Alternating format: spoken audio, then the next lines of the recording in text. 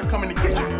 You in the kitchen. In the goddamn refrigerator. I sure am hungry. Yo, what's good, everybody? Welcome back to the Morning Dinner Podcast. It's your boy, Keem. And Chuck, what up? And we host the Morning Dinner Podcast, which is a podcast based out of Las Vegas, where we sit down and have conversations with local creatives, entrepreneurs, and hustlers. And today we got Nicasio in the house. What's up? My dude. What up? You want to kind of let people know who you are and what you do real quick? Yeah, my name is Nicasio Martinez. I'm a chef from New York City. I own a meal prep company called Fit Fuel Meal Prep. And basically what that is healthy meals that are catered to people's specific nutritional needs. Mm-hmm. We deliver to your house. If you're in Las Vegas, we deliver twice a week. And yeah, it's just meals you just pop out, you take out the container from the fridge, toss it in the microwave, 2.5 minutes, and you're ready to go. And we also deliver to California now too. Oh, really? Yeah, we ship to California. You ship? Damn, I was like, how does that work exactly? Like you just literally one day, how do you one day ship? So what we do is we cook the meals on Sunday, and then those are delivered in Las Vegas Sunday night, and then Monday, the next day, we have the meals vacuum sealed, and they're shipped to California. Next day shipping. It's actually not too expensive for shipping at all, and yeah, that's how we do it. And we've had pretty good success. I've tried it multiple times, once with my old company, and I've had some nightmares. But right now, we've pretty much got the base of it down.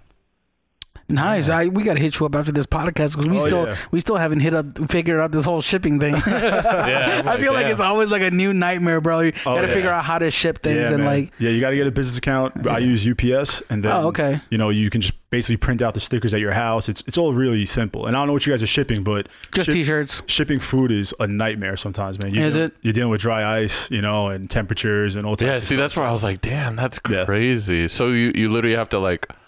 Is it all meals have to be in the dry ice? So they're not in. So what happens is we have the meals that are vacuum sealed, and then they're just like kind of stacked together, like those are put together. Then we put the dry ice on top. And there's like foam. Yeah, we have a little we use rolled up not newspaper. It's kind of like newspaper without print, and the dry ice goes on top because you think that you would want to put the dry ice on the bottom, but actually cool air sinks and heat rises, so you want cool air to sink down. And yeah, people responded to it in a really good way. We have really high return rate in California, which to me means a lot because there's so many companies in California. Mm-hmm. But if people are getting from me and not locally, and that's crazy. They're willing to pay that shipping fee, and out there we can't deliver twice a week, but they like the food so much that they're like they don't have a problem with that, right? And so to me that's always a good sign that we're doing something right. Meals are popping. How long have you been doing this meal prep service for? So I started in 2015. I think it was like May of 2015. Okay, so almost like 4 years now. Yeah, 4 years. It's been back and forth. Like I actually took a couple of breaks working some jobs like construction I went back to, and I became a head chef at 27, and so I did that for a little while.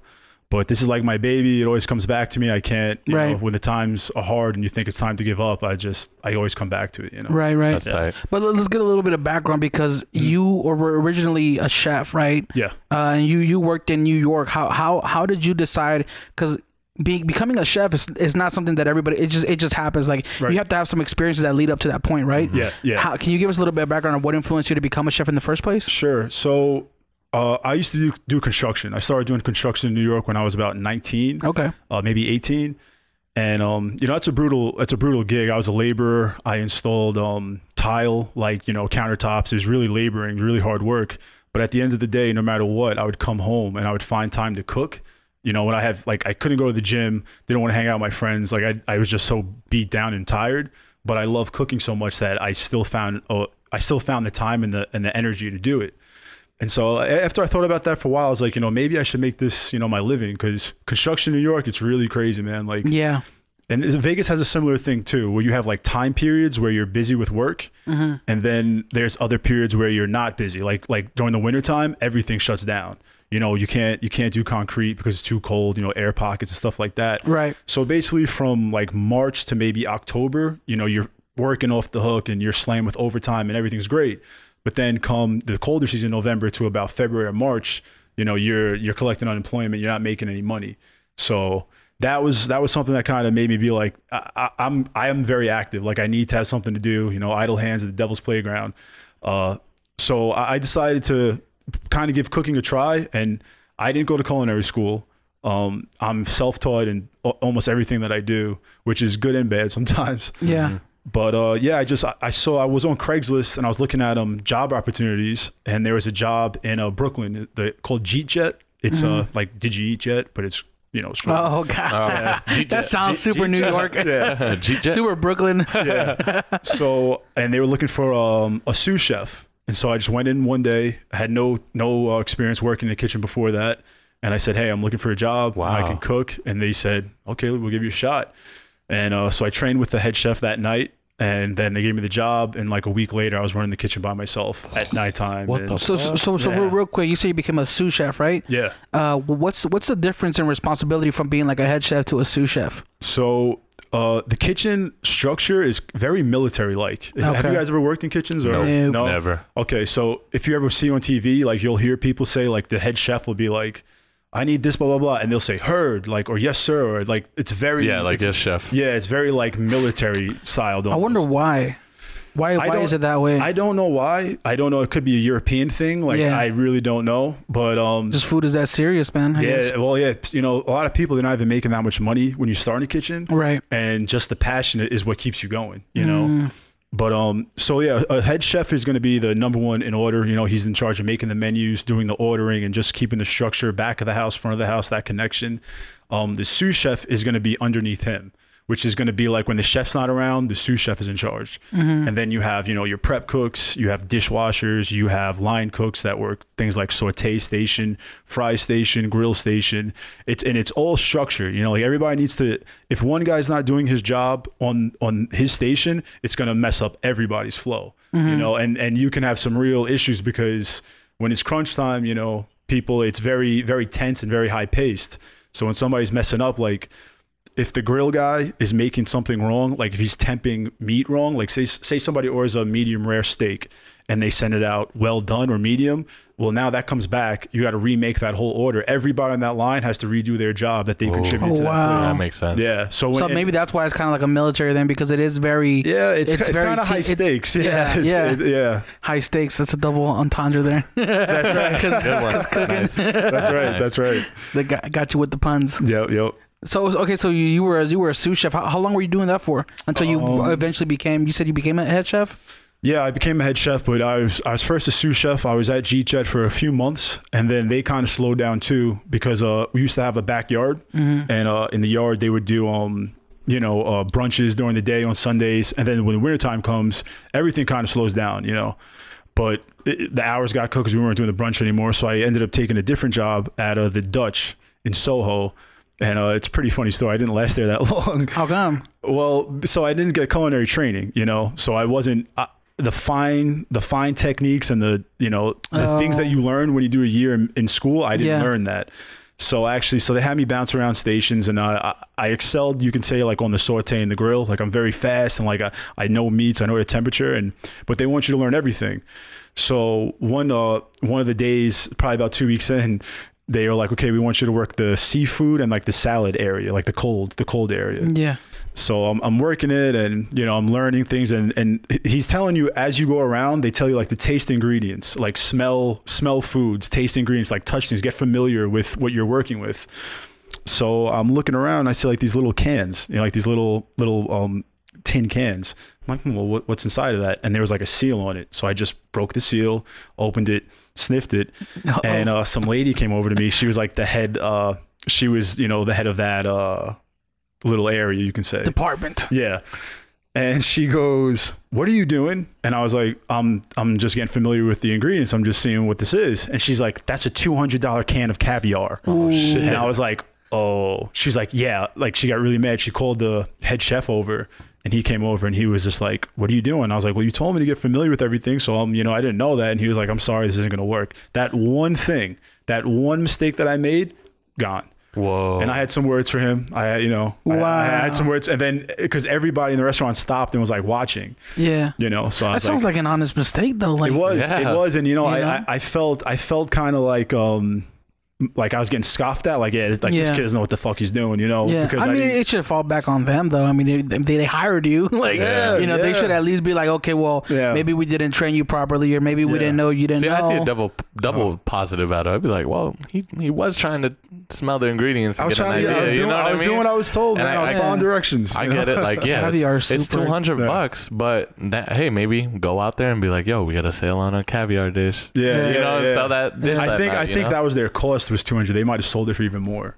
And it was so they definitely sold it for 3 to 4 times that price. Yeah, and they were pissed. They canned me, and I was like, I had some words for the people on the way out because everybody was staring and like kind of like giving me the evil eye. Yeah, and I wasn't used to it. Now I know, like, if I were to go back in the kitchen, that were to happen, which it wouldn't happen. But I would understand, like, that's just the culture, it wasn't anything personal. But I took it personal at the time. Was there like a seal that said "Do not open"?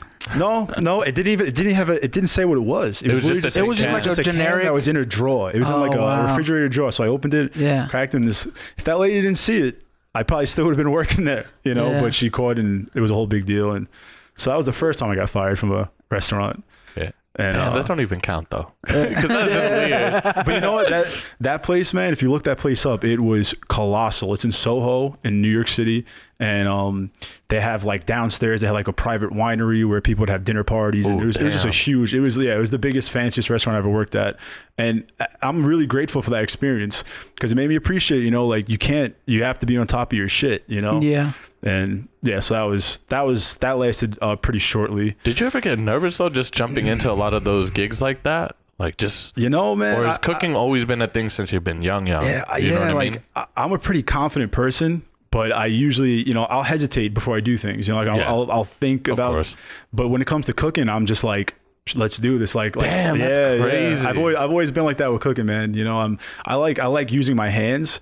So whenever I can do something that's, creative, I'm just like, let's do it. Like, I definitely wouldn't say I'm ever scared to work in the kitchen. I've stepped into a lot of kitchens, and, that's really how the hiring process goes. A resume, I've learned, doesn't mean anything in a kitchen, Anywhere, to be honest. No, it really, honestly, it doesn't, man. They always, it might make somebody give you a harder look at first, like, oh, this is impressive. Right. But at the end of the day, you got to go in that kitchen. You got to show what you got. You got to throw down. And I feel like a resume is really good for when you are trying to work in a corporate environment that's very structured. Yeah. And they're hiring on technicality. Like you need to have 8 years of business. You need to have your bachelor's and your master's, your PhD. You need to have the all medical those side too. Yeah, the medical side too. Things that schooling are really important. Yeah, but when it comes to anything that's creative, like photography, video, even cooking.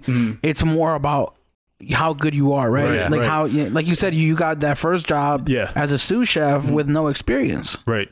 Yeah, because, I don't like calling myself this because I feel like the word's kind of abused these days, but cooks are artists. Right. And you can't teach an artist how to do art. Yep. Right. We take influence from other people and we mimic styles and stuff like that. Right. But at the end of the day, it's like, it's up to you. It's your creation. You have to put your own spin on it. So, yeah, you can. If you're a doctor and you have to do a surgery, there's a blueprint how to do it. It's like it's not like you're gonna like, oh, I'm gonna do it my way. It's not gonna work that way. How I want to cut it. It's A through Z, and it's dire. You have to know it. But cooking is a lot different. Like sometimes somebody will think they made a mistake, and they actually did something ingenious. They created something that nobody else did, and now it's a whole thing out of what they thought was a mistake is now now it's a new thing. I've seen that happen many times where somebody's cooking something and it'll taste really good, and I'm like, well, how did you make it this way? Oh, it was an accident. Like I put too much of this. Yeah. So I'm like, oh, well, it actually tastes really good. Yeah. And you know, food is everything about cooking is really unique to me because I always say, we rarely ever have to have a dispute with a client, like where the food isn't to their liking or something like that. But sometimes they get confused about things, but you can literally make I can make 2 steak salads, right? Yeah. Same exact steaks, use same exact ingredients, give it to you, and you'll say, this is the greatest thing I've ever had in my life, and you'll say, this tastes like shit. Yep. Yeah. And it's the same thing. It's subjective. Right. So it's perception, so when it comes to, cooking and what's right and what's wrong, it's very much a feel thing, Yeah, because like cilantro for me, that's one thing I can't do. Yeah, like if you put cilantro on my thing, I'm like, now, like if you do really microscopic, I can do it, but I can still taste it a good amount. Does it taste like bleach to you? It tastes like soap. And it's my brother has the same thing. Yeah, that's a thing. I love cilantro. I love it too. But that's the thing that I think there's like some type of maybe genetic thing or something. But people can't stand the taste of cilantro. Like it's overpowering to them. And I know people like that. I think my sister's like that. Yeah, it's like my whole family. Like besides my mom's side. And she's Asian. What's your ethnicity? My mom's Asian and then my dad's white. Okay. So like, But everybody, from my brother to my dad, we all like, we can't do cilantro. It just doesn't, it overpowers. Like I said, if you use small amount. That's the whiteness in you. Yeah. 100%. It's like my mom, I don't care, you know, but I'm like. It's probably because I'm Mexican. I like cilantro, man. Put that in our menudo. Cilantro, raw onion, you can't go wrong with that stuff, man. That's crazy, man. Okay, so how did the move from East Coast to West Coast happen? Because that's a pretty big move. That's two opposite sides of the country. Yeah, I know. So I'll tell you, because that move happened because of my meal prep company that I started. So I ended up in 2015. Actually, the kid, he's my barber. He's still my barber when I go to New York. He comes to my house. Shout out to Tyler. What up, Tyler? There you go. Shout out Tyler. And so Tyler's a great cook, man. Tyler can cook. He enjoys it. And so he was using Instagram to like advertise his meals. And I guess people started saying, hey, I want you to cook for me. So he actually started putting food in containers and, you know, selling his food that he was making at home just for fun and to make a little bit of money. One of my friends actually commented on me on that picture, like, yo, you should do this. And I was like how? Like, what do you, like, what is that? You know, like, how are you going to make that into a profitable business? But, you know, I said, fuck it. And I tried to figure it out. And I started doing it at my mom's house, you know, cooking meals. Sunday morning, I'd be up at like 9 a.m. The whole house is sleeping because they have a regular work schedule.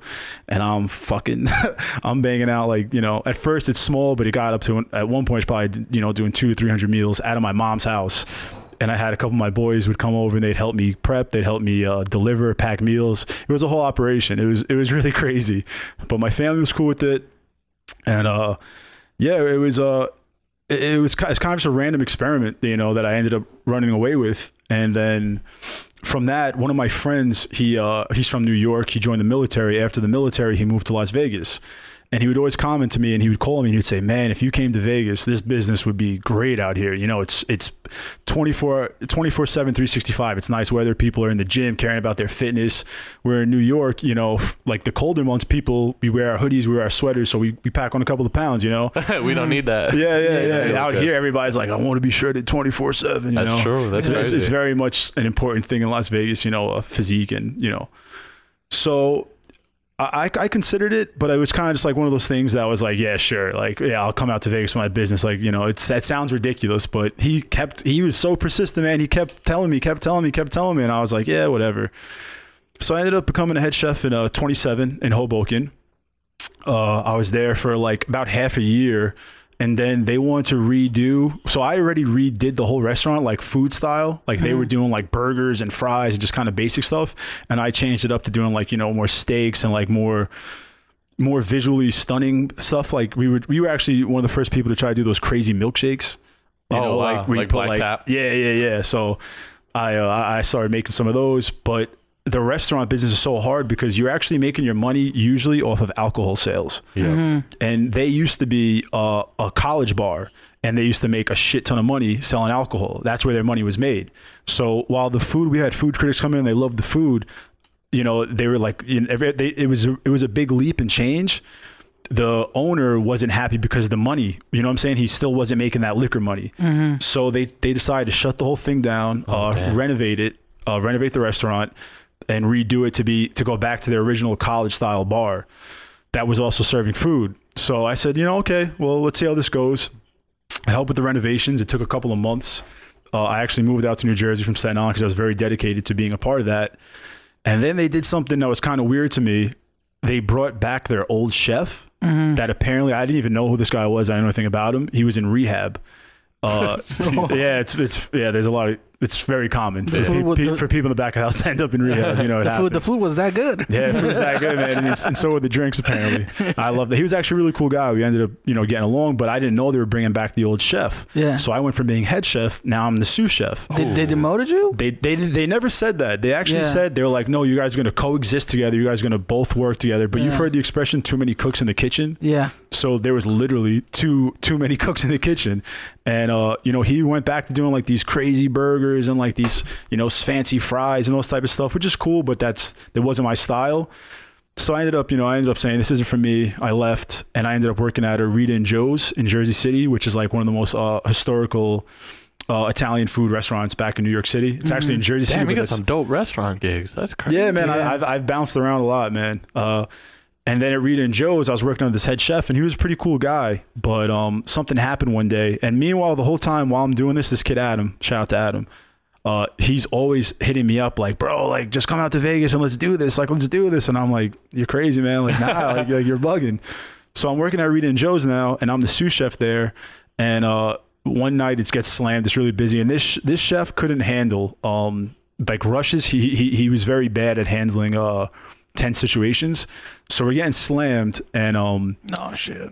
So we used to serve garlic bread, right? Yeah. Because they come in this Italian restaurant, we drop the bread, people get ready to order and stuff. That's the server's job, is to pick up the bread and drop it on the table. So they're so busy, I guess the server had to ask somebody, hey, can you give me the bread? And I guess nobody did it for him, so he decided, and he made this mistake. He shouldn't have done this. He came behind the kitchen, the setup, and he went to go in the oven to take the bread out himself. Well, the chef saw that. The chef slammed the oven and grabbed the kid like by his throat. I think he grabbed him by his shirt, but he grabbed the kid like this. And he was like talking crazy, and I was just like, and I don't like bullies, man. Like I'm not with that shit. So I saw that, and he was a smaller guy, he's a nice guy too. And I didn't say anything, I didn't say, I wish I would have now, but I was just like, what the fuck, like, kind of stunned me, I was like, what the fuck, like, but that's part of the culture sometimes. But after that happened, I looked at him differently. I looked at the whole thing, working in a restaurant, a lot differently. So I called my boy, and I was like, you know what, fuck it, man, I'm coming out to Vegas. And he bought me a plane ticket for me and my dog. I got a 115-pound pit bull. Nice. And if you guys know anything about flying pit bulls, you can't fly them like a regular crate. You have to get a specialized crate. Really? Yeah, it's called AFA something, like certified. It's a metal crate because they're so strong that they can chew through plastic crates. Oh wow! So I had to go to. And you have to buy that at the airport, or you buy that? No, you have to buy it yourself, and they cost about $1,000 to buy them brand new. What? Did you have to sell it after? I did. Oh, okay. I did end up selling it when I got to Vegas. I ended up paying the same amount in shipping that I got to sell it for, so I didn't make it. I just lost money. Wow. Yeah. But so I flew out here. My dog flew underneath on the plane. That's tight. And, we got here, and the dog was in the storage area. We got to pick him up at the packaging pickup, whatever you call it. Yeah. And there's a bunch of Hawaiian guys, and they let the dog out the cage. My fucking dog's just running around the whole store. Yeah. And I was like, this is already off to a weird start. And and you said that was around 2015. That was no. So that was the end of 2016. That was I think that was November of 2016 is when I came out. So your Fit Fuel meal prep company, you started out on the East Coast. No, so my old company that I came out here with was called Progress Prep, that I created, that I ended up coming out here with, partnered with two guys. They were great guys. I think they had good intentions, but we just saw very different the idea of business. One of them said to me, and I'll never forget this, and I think you guys, this will speak to you too, and any entrepreneurs out there. So we're having an argument because he wants to hire a bunch of employees to do jobs that we can do ourselves, and we're not at that place where we need to be wasting money when we can do the work ourselves. Right. And he says to me, he's like, this is how you build a business. You do the work for a couple of months, then you hire people, you stand back, and you just make the money. And I was like, well, I'm not a fucking business guru, but I for sure know that's not how you start a successful business. Your hands always stay dirty. You're always involved. It's not that simple. If it was that simple, everybody would do it.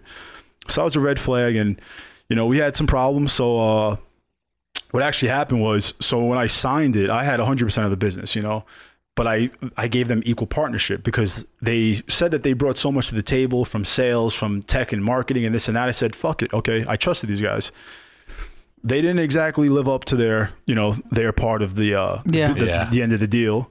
I felt like I was being overworked, undercompensated. Like it was really hard for me to deal with this stuff. So we had a bunch of problems. They actually bought me out for a few $1,000s. I think it was like $8,000, something like that. And to be honest, man, they kind of kicked me out. They're kind of like, here's your money. We're done. Like, that's it. And and the business was paying for the house that I was living in. So I kind of had nowhere to go. And it was bad. It was bad. We ended up coming to a terms of agreement that they would own the business and I'd be an operating partner in New York. So I drove back to New York. I did a cross-country road trip. And that was cool. That was a good experience. We got to see a bunch of stuff. With your dog? With my dog and one of my friends. Yeah, we got pulled over in Chicago by police, and they made us get out the car, and they like ran. They because we rented the car from California. It was a minivan, And so they see a minivan with this big pit bull and a couple of young people driving around, and you know, in Chicago, they're like, these guys are moving, they're moving drugs or something, you know? Yeah. So they pulled this out, and they had the dogs come. It took about half an hour. Finally, they apologized, let us go. 2 minutes later, we get whoop whoop. Somebody's pulling us over again. I'm like, what the fuck?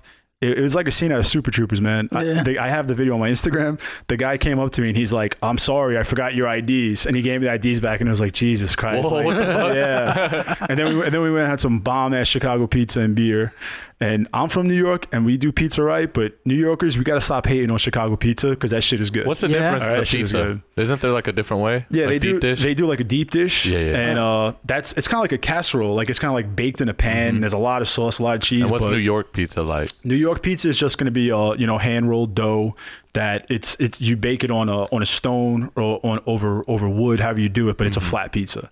Yeah. Damn, no, I don't want to derail you too much, but what's the best pizza place in Vegas that you found so far? Okay. That has the best flavors. I got to tell you, Let's man. Go. The best pizza place in Las Vegas is Joey's New York Pizza. There's 2 locations. There's one in Summerlin, and there's one in Henderson. It's a guy from New York. He knows how to make it right. And honestly, bro, like, when I had it the first time, it felt like I was back home. Like, it felt like I was eating something from back home. Joey's New York Pizza. Damn. That's where we're going. We're going, bro. Listen. I'll call up Joey, because I'm cool with him. I see him at Restaurant Depot where we do our shopping, and get the white pie. Ooh. Get the garlic knots. Yeah, it's phenomenal, dude. It's so good. Question: if we go out to New York, where's a good place to? Well, you got to come to my hometown, Staten Island, and you got to go to Danino's. It's like, that sounds like a good place. Yeah. You guys ever see Goodfellas? I haven't. But I know. It's on Netflix. It's on my queue, bro. You've never seen Goodfellas? My brother saw it. He said it's really good. Everybody's seen it. Everybody said that. Anyways, and it's kind of, so you've seen it, right? Yeah. So the bar, it's like it's that old like New York theme, like with the wooden bars and the wooden tables, and everything's very old. And it's a simple thing, cash only. You can't pay with cards. Wow. For whatever reason. So it's real old school. I feel like that place would just have like a bunch of Joey Diaz's. You know Joey Diaz? Yeah, he's just sitting at a table with like 10 girls around him. I actually lived he's talking like this, and he's I lived in Union City on Bergen Line Street, where Joey Diaz is from. Oh, really? Yeah, man. There's guys like that everywhere. I feel like if you grow up on the East Coast, period, you're gonna have some good stories to tell. Yeah, like no matter what, like I'm hearing all these stories. I'm like, damn. Dude, I don't have none of that. Like, I was just like, oh yeah. I think it's because you're piled. We're so piled on top of each other that you're forced to interact. Yeah. And the more interactions you have, the crazier experiences you end up having. That's a good way to put it. It's like rolling the dice. Like if you have more dice, you're gonna have more. More things. Oh, that's true. That's crazy. But So you were driving back to New York. Yeah, so I got back to New York and picked up my business, started again from scratch. And it's crazy, man. I don't even want to tell this story, but I partnered with one of my friends, and then he ended up going astray in his life. So once again, I had a business partner that I intended on doing 50-50, and didn't work out. So once again, I was kind of, I don't know if I was dealt a shit hand or if sometimes I was doing things that were leaving me a shit hand. Yeah. But I once again, I was left with some bullshit to deal with. Yeah. Ended up, running the business again, and this was another meal prep company, right? This is still Progress Prep. This is still the one, because they owned it now. Oh, right. Now you were allowed. I signed a contract that I can work as an affiliate or whatever it's called. Right. So, but I still had to answer them, and I was like, that was kind of annoying.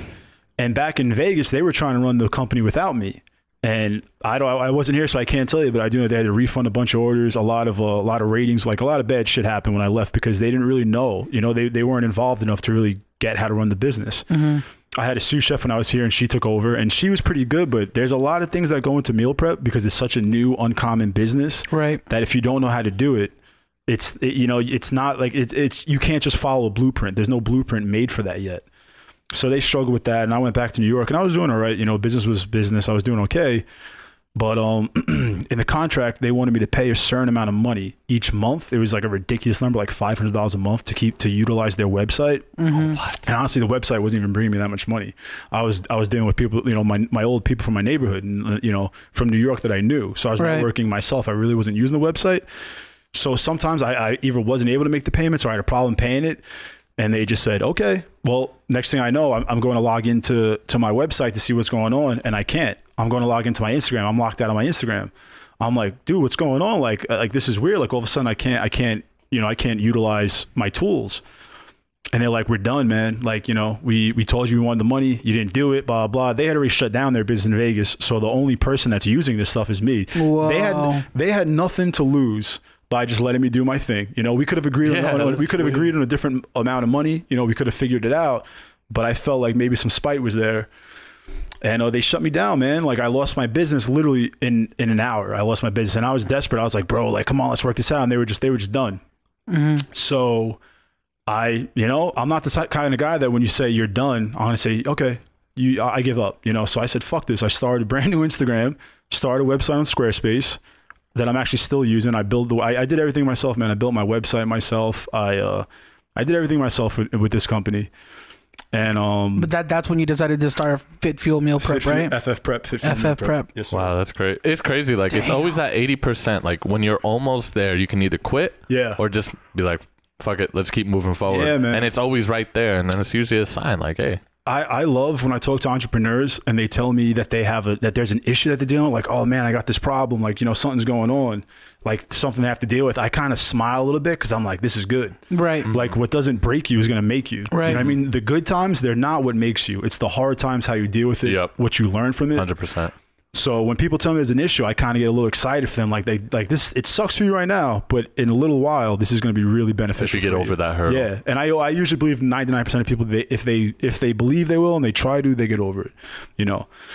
So, I started this new company. That's super exciting though too. At the same time, like, I know you were talking about like you have two options. You could either start new or you can give up. But from an entrepreneur's point of view, you should be excited. Like, oh, now I get to do something on my own and kind of like do it exactly how I want to do it. It was a roller coaster of emotions because at first I was heartbroken. I was scared. I couldn't earn money. Yeah, like, there's always that fear. I was fucked. I was fucked, man. And I thought, like, I'm literally sitting there, like, what am I going to do? And I'm like, well, I'm going to do what I always do. I'm going to find a way and I'm going to make it happen. I'm not going to let anybody dictate how I'm going to operate, how I'm going to live my life. So that's what I did, man. And it was funny because, like, the next week, you know, I'm back up with a new thing, but I still have my base, my roots. They're like, yeah, you got a new company, same food, same cook, same business, same service. Let's do it. So I was literally right back in business. And I kind of have a hard head. So when you tell me I can't do something, I'm going to say, oh yeah, well, watch me. I've been like that since I was a kid, man. That's good. You know, it's super good. It was bad when I was in school because teachers, you know, it's funny in school, like when you're young and you realize, like, I think I know more than this teacher does about something. You're not allowed to say that. You're not allowed to question them. You're not allowed to challenge them. It's authority. You obey them. And I would always call them when they're bullshit, like, you know, like, get the fuck out of here. Like, what are you saying? Like, and so I got into a lot of trouble. I got suspended a couple of times, you know, did some detention and stuff. But it helped me because then when I had my own business, it was like, you know, it's all on me, which is a good thing and a bad thing. You know, I don't answer anybody. I have to make the hard decisions, but at the end of the day, I have to do the hard work too. Right. You know, so it was a journey, and it worked out pretty good. Should I tell you guys how I ended up back in Vegas? Yeah, you got to. I mean, at this point, you're back in. You're back. I'm interested all the way through. Yeah, I feel like this is like you ever seen the movie Joe Dirt? He just kind of sits down. He just kind of sits down and starts telling a story, bro. That's where we're at right now. Like, you're doing such a good job. I'm talking too much, bro. I'm really sorry. You have a really interesting story, and I'm genuinely interested. Like, how did you get back? Yeah. So when I was out here my first time, I met this girl. Right, her name's April. And I remember the first time I saw her, I was like, this girl is fucking beautiful. Like I get goosebumps thinking about it because she's so beautiful and she's such a beautiful person inside and out. So we dated the first time I was living out in Vegas. But when I lived out here the first time, I didn't have a license because I had a DWI back in New York. So I came out here with no license.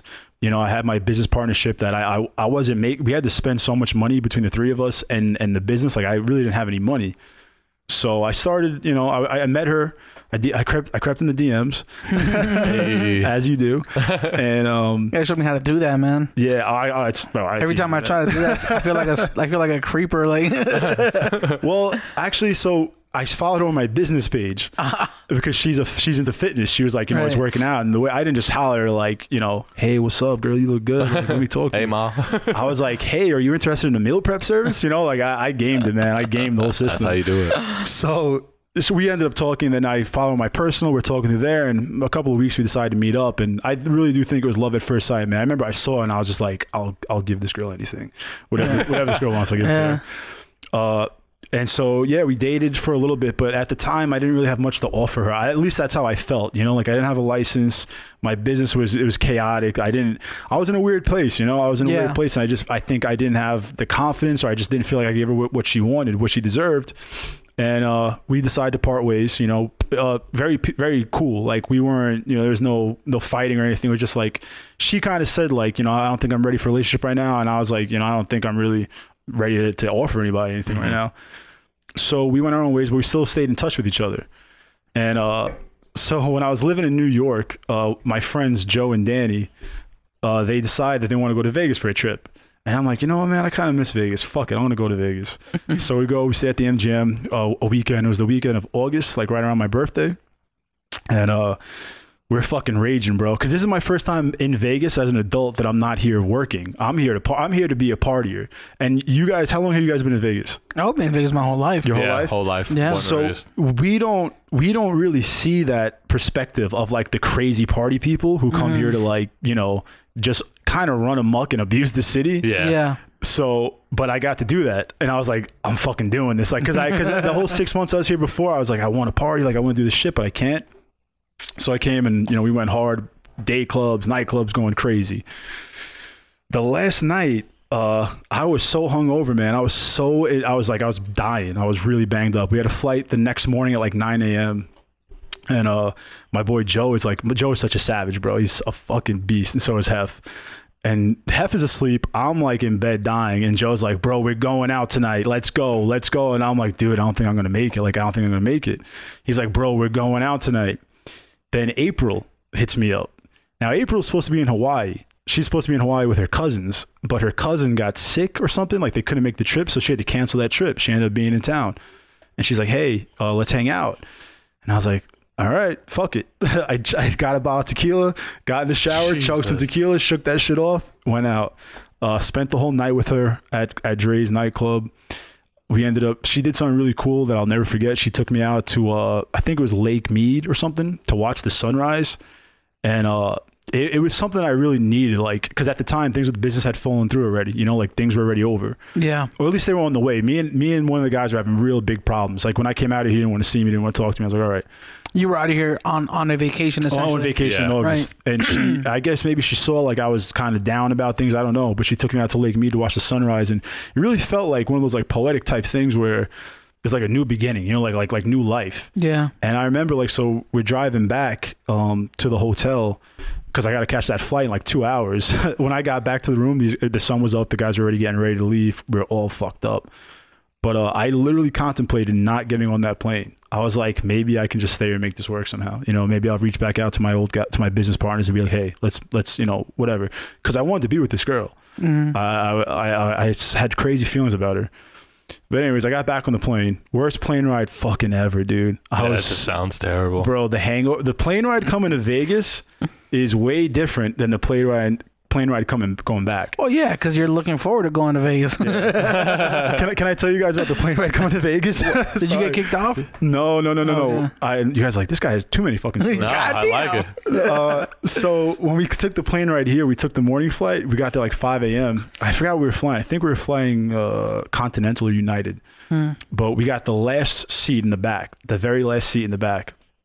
And so I just recently got the last seat in the back on the flight from Florida. Yeah, it's cool. It's as long as the bathroom's not right by you, because that sometimes could be unfortunate. I had the window seat, so I was good. Okay. Yeah. So yeah, we were flying out there, and we had the whole back row, and it was me and my boy Hef had the whole back row over here, and Joe and some lady that was just coincidentally there had the other back row. So we started getting drinks at like 6 a.m. And they're like, so you guys are going to Vegas? You guys are going to party? We're like, yeah. Dude, they just keep coming back with Tito's. We're doing a Bloody Marys, Tito's, and like Bloody Mary mix. Man, we must have done like fucking. I think we counted the bottles. We had like 13, and we might have had between three of us. We might have had more. But wow. Yeah, and then they didn't. This is the crazy thing. They didn't charge us anything. What? They didn't charge us anything. It was a male flight attendant, and male flight attendants sometimes they're into other males. So nice. yeah. At first he comes up to me, he's like talking to me, he's like, you look like an MMA fighter, like blah blah. Like, do you like this stuff? You know, I'm actually he didn't that was wrong of me because that's stereotypical. He didn't seem gay. I apologize for that. He didn't talk with that whole stereotypical accent. He actually talked normally, and he's asking me questions like about MMA, this and that, and then he goes into he's like, well, I like. What did we said we were going to do something, and there was like a double entendre to it, and then he's like, well, I like to do that with guys too, and we were like, oh, okay. Yeah. But it's kind of flattering when the guy hits on you, bro. It was. I'm not threatening. Date rape. Yeah. I mean, you drunk, bro. Watch out. You had to crack those bottles, man.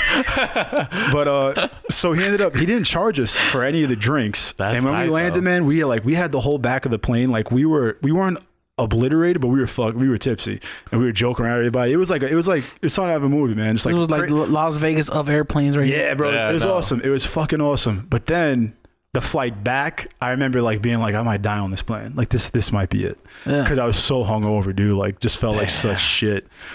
But so I met April out there again, and from that point on, I kind of felt like I wanted to either come back and be with her or figure it out. You felt like there was something to come back to in Vegas.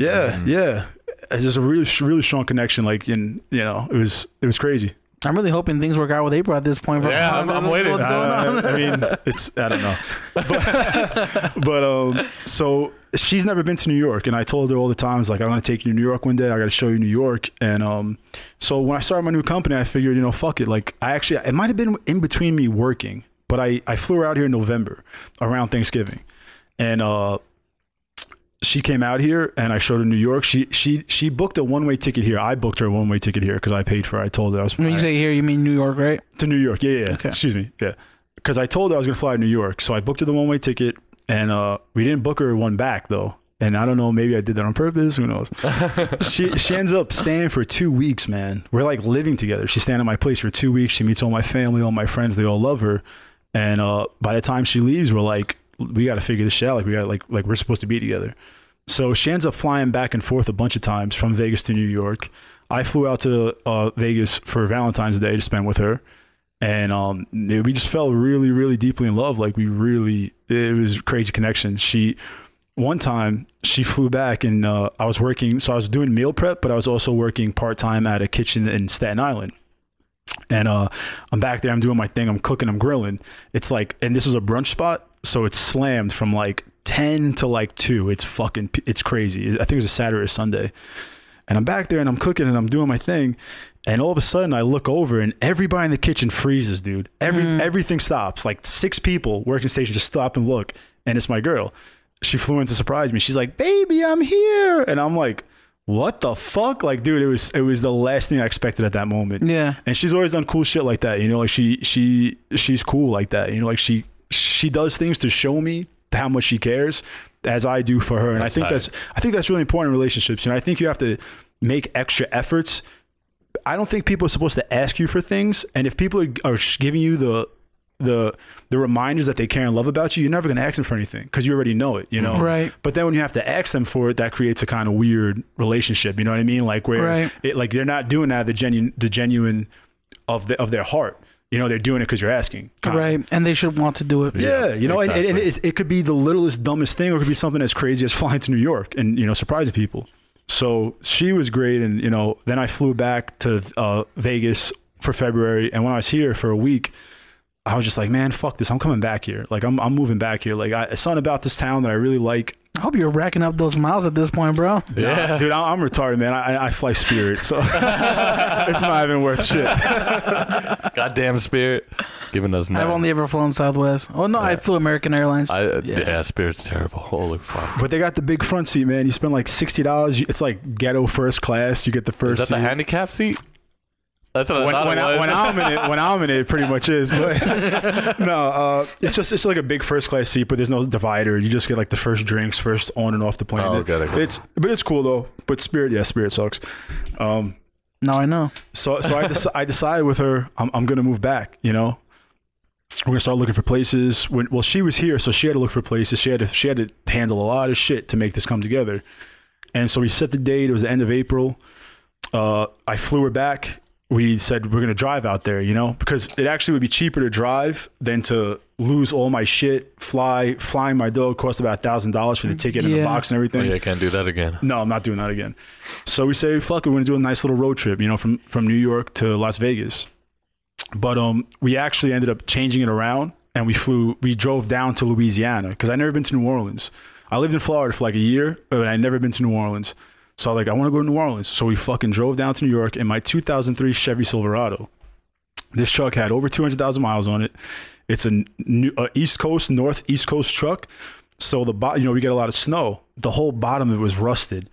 I took it to my mechanic before we left, and I was like, yeah, man, I'm going to drive this thing out to Las Vegas. And he's like, well, you're not going to do that. You're going to try to do that, but that's not what's going to happen. I'm like I said before, fucking watch me. So we took the we had like extra 1,000 miles by going down to Louisiana, just made the trip way longer, but it was dope, man. Went to New Orleans, had those hand grenade drinks. You go like Bourbon Street or whatever? Yeah, went to Bourbon Street, did the hand grenades, ate some banging ass Cajun food, you know, like some alligators, some shrimp. It was really good. And we're like, all right, so let's keep going. So we started driving again, got across Texas. Boring ass drive to Texas. My god, dude! It's the longest drive. It's a country. World, Texas is a goddamn country. And how wide it is. And if you're driving through the north part of Texas, it is so fucking boring. It's literally desert on desert and cows. We drove through Dallas, and I think we might have drove through Houston, but in between, you know, that's only like 20 minutes, half an hour. The rest of it's fucking it's fields, you know? So bad. Yeah. So we ended up getting all the way to Arizona, Kingman, Arizona. You guys know where that is? Yeah. It's about 100 miles from here, like an hour. Yeah, it's not too far. Yeah, it's not too far. And my truck's making it, man. We're getting there. And all of a sudden I hear, I'm like, fuck, like what? Like what's going on? Like, I don't know what it is. But something, the whole four-wheel drive thing is rattling crazy. I'm literally holding it like, I don't know what the fuck's going on, but this is going to keep my truck together, because I don't really know shit about cars. Like I don't know anything about mechanics really. But so we pull over and it's like there's stuff leaking. We're like, I don't know what's going on, but we can't drive anymore. We're 100 miles away from Las Vegas. We got from New York all the way down to Louisiana, all the way across Texas to fucking Kingman, Arizona. Broke down. But there's another part of the story I left out. Oh yeah. So April has family in New Mexico. This is I can't believe I left this out. April has family in New Mexico. So she wanted to stop there on the way here to have breakfast with her aunt. So we go there, and I have my dog with me, you know? So they have a backyard. They live in it's weird. It's called Las Vegas, New Mexico. Yeah. You've been there? Yeah, I think There's a Las Vegas. There's a Las Vegas, New Mexico. I did not know that. Yeah. That's interesting. Yeah. So we stopped there, and it's kind of very country like, you know. She lives in like a trailer park type situation, but they're like nice trailers, kind of like people out there, they just live so much differently. Hipster trailers. Yeah, like hers was pink. Hers was pink and had like crazy colored tires around it and shit. Yeah, it was wild. And that's one thing about the cross country road trips that you realize is Americans, man, you can't generalize America. Oh hell no! There's so many different. It's so unique all around. And an American from New York City is a different American than an American from Kansas. You know, we still love our country, and we're still, you know, for the most part, I think we're pretty good people. Right. But our ways of life are completely different. So, you know, out there they live in trailers and they have like these loose dogs, and it's mayhem. So I left. We go there for breakfast, and they see my dog, and they're like, oh, he can go in the backyard because they have like a little gated fence. I'm like, okay, cool. We eat breakfast. After about an hour or two, I'm like, let me go check on my dog. I go look in the backyard, and the metal gate fence is ripped open, and my dog's gone. And my heart fucking sunk, man. Like I was fucked up, man. I was angry. I was really, it was a mess. And I look and I see like on my truck there were scratch marks. So he must have like been looking for us. You know what I mean? Like he was smelling us. He was looking for us. He was probably scared or bugging out. And so now I'm like, well, I don't know what the fuck my dog is. I'm in the middle of New Mexico, the country of New Mexico. And so I got in my truck. April hops in my truck, and we're driving around looking for my dog. I'm screaming for my dog, like, Opie. Like I start crying and shit, because it's like my baby, you know? Yeah. When shit, I've had him since he was, 8 weeks old. And when shit in my life was up and down, that dog was always there for me. That dog was my, he was my stagnant. That was my comfort, and like just a lot of shit to me. I love that dog in a crazy way. But now he's missing, and I'm in the middle of fucking New Mexico, and like there's fucking mountains around. I'm like, I don't think I'm ever gonna see this dog again. Wait, how old is Opie? Opie at the time, right now he's 6, and I guess then he was 5. Same age as mine. Yeah. What kind of dog do you have? The German Shepherd Husky. Oh yeah, I cutie, that one. So you know what it's like, man. You shed hair everywhere, bro. I'm not a dog person because I'm allergic. But I know people. Yeah, I know people deal with it. That's crazy. I know people who have their dogs. Yeah, people who have their dogs are super attached. Like I know Chuck loves his dog. Anytime I see somebody with a dog, she sleeps with me. That dog is like their life. You know what I mean? The loyalty of a dog, man, is unparalleled. You know, they don't rat on you. They don't judge you. They just love you and they just appreciate you. You know, and they're there for you. They can read your emotions. They're great animals, and I love my dogs. I've always had dogs. This is my old dog right here, Buddy, that I had.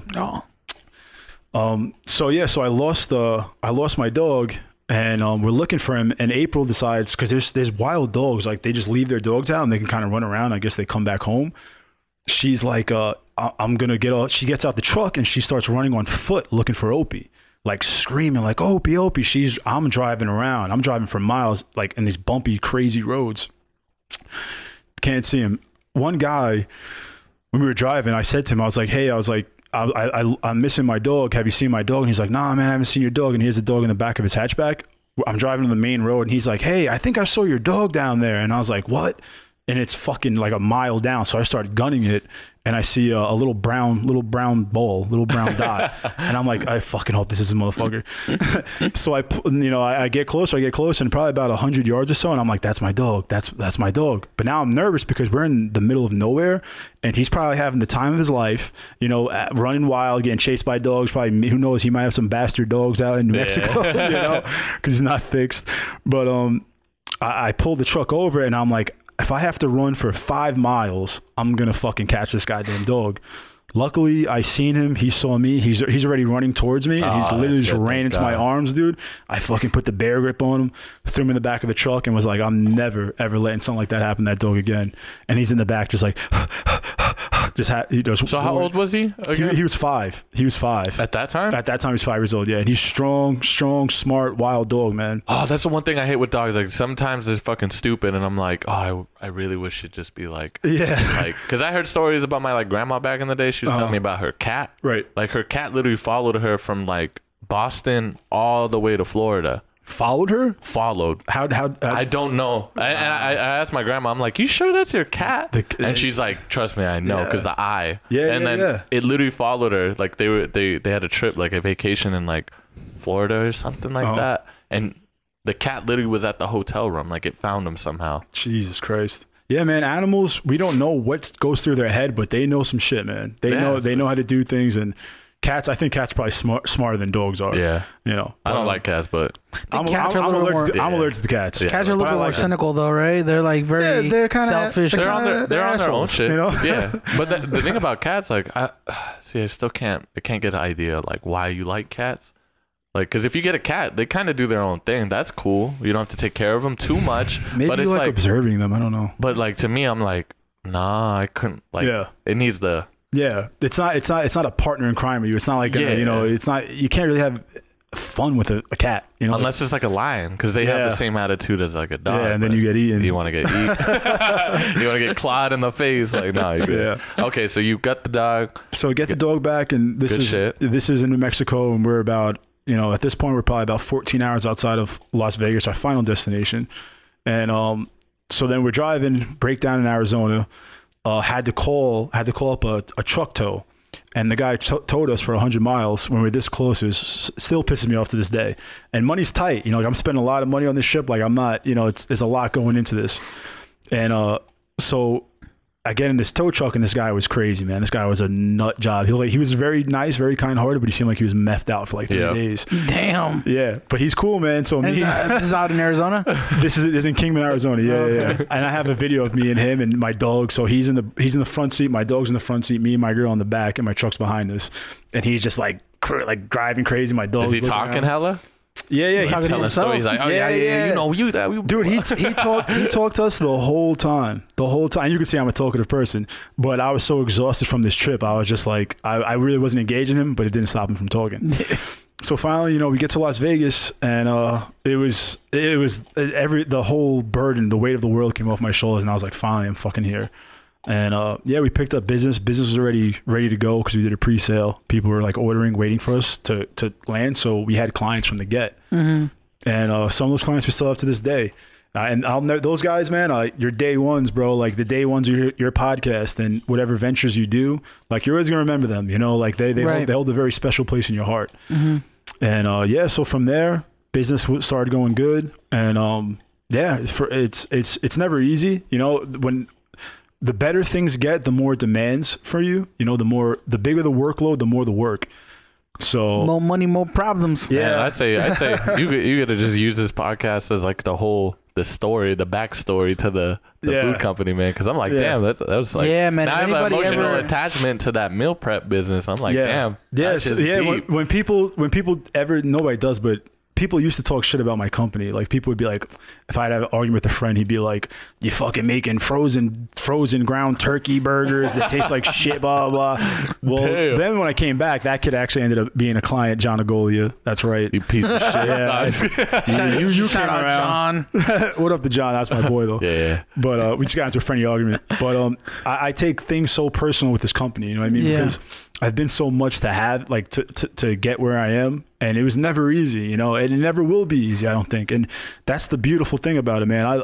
I love hardships and struggle because it's what makes you, man. It's what makes you. And after you're done with that, like after that last, you know, that whole thing with the cross country road trip, if they delay my flight to go to fucking Puerto Rico or Mexico, I'm not worried about anything. Cause I'm like, man, you think this is a bad travel experience. I can tell you a bad travel experience, you know? So just the hard times, man, like you really got to appreciate them, you know, even when you're in them, take a second, stop and take a second and look from an outside perspective and be like, you know what, it could be worse. You're going to get through it. It's going to be hard, but it has to be done. You know, there's no reason in lingering on things and complaining and letting things get carried away, you know, in relationships, in friendships and everything. It's like, sometimes take yourself out of your own ego, you know, really observe a situation without you're biased, you know, because we get our emotions get involved and then things start getting illogical, like they don't make sense. Yep.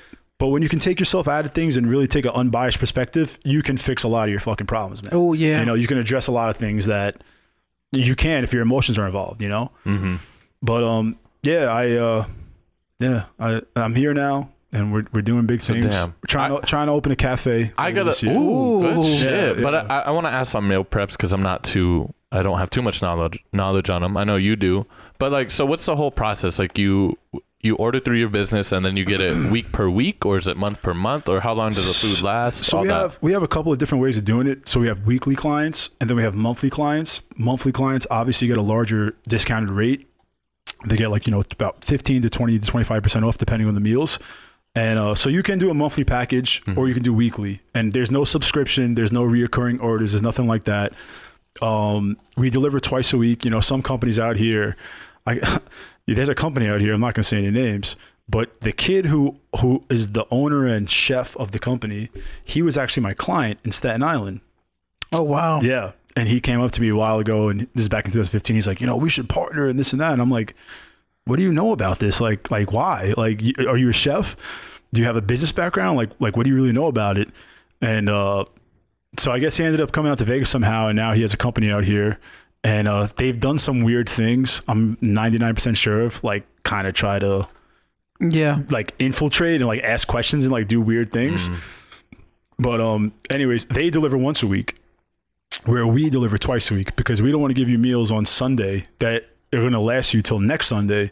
We don't want you reheating food on Saturday, eating a salad. Yeah, that's been sitting in the fridge for 7 days. That's kind of what I'm doing right now. Yeah. And I'm not gonna lie, a lot of it is like vegetables. Right. And I don't know, man. There's something about reheating vegetables after they've been in the fridge for like 4 or 5 days. Well, see, that's the thing. That's what I was talking about, the meal prep. That it's a different game. Right. So like, what you're supposed to do. So what kind of vegetables are you talking about? Talking about like what was that one I was telling you? There's broccoli. There's carrots in it. There's Brussels sprouts. Okay.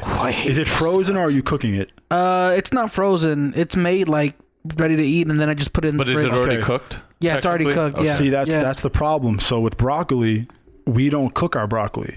And people, when we deliver it to them, they're like, what the fuck? Like, you guys just serve raw broccoli? I'm like, crack the lid, put it in the microwave, and reheat it for 2.5 minutes. If you do that with your food too, the moisture from the other foods are going to steam the broccoli. So it's going to be fresh, it's going to be crunchy, it's going to be steamed, it's going to be really good. Now, if somebody doesn't know that, they're going to cook broccoli and then put it in the container. Yeah, well, I just have like one of my homegirls. She meal preps for me, and it's pretty cheap. Like you know, it's not like a super expensive thing. Right. But she does her own meal preps. Okay. So I'm just like, well, how much would you charge me to do mine? You know? Right. Well, no more. I'm going to take care of you now. Or I can give her some pointers. Either one. Yeah. But there's things like that, like the broccoli, asparagus doesn't hold well when you cook it and then you try to store it. So there's little tricks and trades, like, where people who are turned off by the idea of microwaving food, it's because the food is not being cooked to be microwaved. Right. The food's being cooked to be eaten fresh. If you're going to make food to be microwaved, you have to prepare it specifically for that. Right. So there's a little bit different techniques. And I feel like that's always been my biggest reason why I don't do meal preps. Right. Because the whole reheating process, and doesn't have that taste, and then maybe it has a little bit of still to it. Right. So you eat it. You crack open that container. You're not enjoying old broccoli. It stinks, man. You're not really enjoying broccoli it. Already fucking smells like fart. Exactly. I mean, I'm already like not the biggest person on vegetables, but like when it's like has to be like it has a smell to it too. Yeah. It's like What I mean? It can ruin the experience. But there's just different ways to do it the right way, and it's all trial and error, man. Like, I've made so many mistakes along the way of how to prepare food, how to deal with clients, shipping. We had the Mountain from the Game of Thrones. Oh yeah. So he was one of our clients the first time out in New York. Oh wow. Yeah. I'm 6'4", right now I'm probably 260. I'm standing next to this guy. And I think he's 6'8" and like 375, something ridiculous. He's huge, bro. Man. He makes me look like a baby. Have you seen his girlfriend or his wife? She's tiny. Yeah. That's tiny. Crazy. You know what's funny, That's dude? crazy. So I deal with a lot of bodybuilders, and a lot of them have like the biggest guys have the tiniest girlfriends. Why is that? I don't know if it's to make them look bigger. Or it could be a dominant. I don't know what the fuck it is. It's like their girlfriend's an accessory, bro, and they're just walking around like, here's my trophy. It probably just like it could be subconsciously, but it's very weird. Like really big guys have like really tiny girls, and it's like doesn't make sense, but okay. Or maybe they're just that big. These girls, like one of my friends back home, like he's huge, and his girl was like literally, I think. So Mike is like 6'4" and probably like 280 pounds. So he's like jacked, bro. Yeah. Like bigger than The Rock, super jacked. Damn. And his girlfriend's I think 5'1" maybe, and like that's close to 110 pounds. She's tiny, like super tiny. Yeah. Have you ever seen Shaq? Seen Shaq? Picture that Shaq and that one girl, bro. Tiny, right? Bro, she looks like that could be his daughter, bro. Yeah. But no, what trips me out? Have you seen Shaq near Yao Ming? Yeah, how much bigger Yao Ming is? Huge. Yeah, he is. I was like, I think he's about 7'7". Yeah, like 7, bro. When he made Shaq look tiny, I was like, wait, what? Yeah, I saw an episode of Hot Ones with Shaq, bro. Yeah, and he's eating that chicken wing, bro. His hands are so huge. Yeah. I'm like looking at him. I'm like, bro, what? Like, no, I think he was holding a basketball. He was holding a basketball on Hot Ones. He wrapped the whole thing. He wrapped his whole fingers around it. I'm like, whoa, bro. Yeah. He's a different type of human being, man. But so the guy, the Mountain, he ordered from us. And real quick, for anybody who doesn't know, the Mountain is who exactly? Thor Bjornsson, something like that. He's got a weird name. He's the Mountain on the Game of Thrones. That's his character. And if you just Google the Mountain Game of Thrones, World's Strongest Man too, right? And in real life, he's won the World's Strongest Man like a whole bunch of times in the past couple of years. Size, he broke that. He's a beast. He broke that Viking record, right? Which one? The log. He lifted. He's a world record holder in so many things. I think he lifted the log that was. I don't want to exaggerate, but it was 1,000 or 1,200 pounds. And he broke that record. Yep. But here's the thing, though. Like if you look at where he's from. Is he Icelandic? He's from Iceland or Greenland or whichever one has. They're Vikings. Well, yeah, they're Vikings. Yeah. If you look at anybody on that island, bro, like they're all strongmen. Strongmen are born and bred there. Exactly. Because back in the day, Vikings, like in the culture, it's like Spartans and stuff. Like if you were weak, you died. Yeah. And you got kicked out. And they wouldn't help you. So like if you were a weak child or a weak baby, it was like, you're not going to make it. So the strongest survive, and that's how you get that. The whole culture is just people who have survived that genetic lineage of survival. But nice goddamn people, bro. I've met a couple of them. Fucking nicest dudes in the world, bro. I used to think it was made up when you see like Spartans, and you saw the movie 300, how the kids got thrown into the wild at the age of like 6 or something. Yeah, I think they really did that shit. I think they did. I would not survive. I'm not built to survive like that, bro. I'll be honest with you. But see, I got lucky. If that was really the way they did shit, I would have ate the baby. I know that sounds terrible, but like, you know, like this is you're talking about 1400, like when they were killing babies, right? So it's just like, okay, I don't think they were. Well, maybe I guess they were. They were like throwing them off the edge of the cliff. I know that was a movie. They were discarding them. That was a movie. Yeah. But I mean, I would put them to like, I'd put them to work. I'd be like, okay, you can work on the farm at least. No, you wouldn't. You just say you would eat it. Well, you know, or eat them. That's what I'd be like. Why are you eating babies, bro? See, here's the thing. This is if I lived in that time. It's gonna be his own video right here. You gonna Chuck eating babies, bro. And that's it. It's gonna be like, I'd eat a baby. That's gonna be a really weird clip, man. That's gonna be. God. If I had those babies, I would have ate them. And that's I live with this guy. And then just cut it up. You gotta watch your back, man. Lock your door now. Yeah. Hide your kids. Hide your wife. Hide your babies. Jesus Christ, you guys are terrible. So this guy, I knew it was gonna get weird. I didn't think it was gonna get this weird. Yeah, I know. So when it comes to meal preps, I'm sure you noticed there's different fads, there's different diets, there's different things that people like, right? Yeah. Whether it's like they, they're really carb heavy, really protein heavy, really fat heavy. Yep. Is there a specific type of cooking that you do for your meal preps, that you only do this, or you don't cook a certain food? Like, so I don't have a nutritional degree. I've had tons of experience. I was 300 pounds at one point, and then I went down to about 220. Oh wow! Just out of my own dieting and just finding my own way. But what works for you doesn't work for everybody. Yep. You know what I mean? Yep. So some people, like, they do keto. You know what keto is, right? Yep. I did that I lost 70 pounds on keto. Yeah, man. But the thing about keto is, from what I've read, is that it's not very sustainable. Like, you're going to have a dramatic loss in the beginning, and then after, you're kind of going to plateau. It also depends on how much weight you have to lose. I think that's with any diet, though. With any diet, when you first start doing it and you're hardcore into it, you lose a lot of water weight, and you lose a lot of, you think it's because you're tricking the body and it's a new thing for the body? And the body's like, what are you doing? You're manipulating your... Yeah, I forgot what it's called right now. I'm drinking some wine, by the way. We've talked to a lot of people, and we kind of have come to the conclusion that any diet works if you stick to it. Yeah. Of course, absolutely. So it's like, that's why I always encourage the monthly packages, because when people order for 1 week, it's going to be hard. It's not going to be easy. Right. You're going to be like, they might do it for a week and then stop for a week. But when you do it for the month, you're already accounted for. It's coming. The meals are coming. The food's coming. It's going to be there. It's going to be available. Right. It's always about just having the discipline, and like, it's really having the discipline, because if you have the food there, it's going to be very easy for you to stay on track. No excuses. Yeah, no excuses. Like, okay, you pay on the 31st. Well, your meals are there for the 1st to the 30th of the next month. Right. And that's when people get results, because they stay on track. Like you were saying, people who stick to their programs. Right. And we have the keto diet. We have carbs. We have a whole bunch of stuff. We have some fighters, some athletes I've worked with, the Mountain. And the reason why I brought him up was because, so when he posted for us, we had orders from like Iceland, like from Europe. People ordered from Europe on our website. Oh, damn. How do you do that? All over the country. We had to refund those for sure. Oh, so they were paying for it? Yeah, they were buying it. So you had to say US only after a while? I don't know how we ended up doing it, but we did try to ship. Like, one guy in Tennessee, we didn't have shipping calculated, and he paid like $240. And we tried to ship him the meals, and it didn't work. The meal, we didn't know what we were doing. Expensive ass meal, goddamn. So we probably sent about $200 worth of meals and had to refund the $240 in shipping. So we lost like almost $1,000 on that one thing. Yeah. But I'm sorry. What were we saying? What were we talking about? Just kind of going. Have you? I was asking primarily if you guys like only cooked a certain type of meal or a certain kind of like diet. We cater. If you did keto or not, things like that. Yeah, we cater to whatever your needs are. We have a new menu every week or every 2 weeks where it's going to be half keto and then half are going to have carbs, but they're going to be clean carbs. Right. Rice, potatoes, gluten-free pastas, stuff like that. And that's another thing that we do differently than other people that I feel keeps me really on the ball, is like creating a new menu every week or two. It makes me have to be engaged. Like, nobody wants, when you start cooking the same thing for months or weeks at a time, it's not exciting. It's not fun. Right. So the product is going to suffer from that because you're not being passionate about it. Right.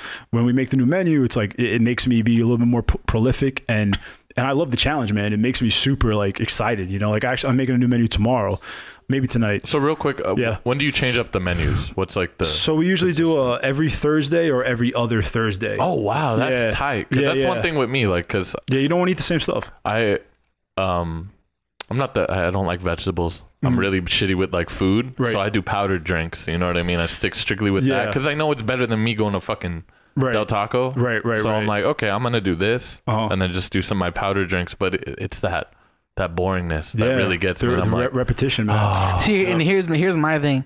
I'm very good with repetition, like with eating the same thing all the time. Yeah. Like, so when I was doing keto, every day I had sausages. I had 2 eggs, 2 sausages, and 2 bacon. Every breakfast, bro. Every breakfast.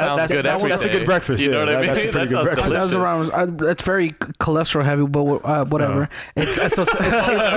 It's keto. You can't have it all. It's keto. So I would have that at 7:30 in the morning, and then I would have 4 or 5 ounces of pork belly with broccoli and cauliflower for lunch at 12 o'clock, and then outside of that, I didn't eat. I would fast from 12:30 that day to the next morning at 7:30. So you were doing intermittent fasting. So I was doing intermittent fasting too. So I don't know if that has a lot to do with why I lost so much weight too. And I was also going to the gym like once or 3 to 4 times a week. Well, you were crushing it then because you're doing everything. That intermittent fasting is so important. I always the thing about intermittent fasting is you know like, should I explain to people like kind of how it works? Feel free. Definitely. So what it is it's a 8-hour window.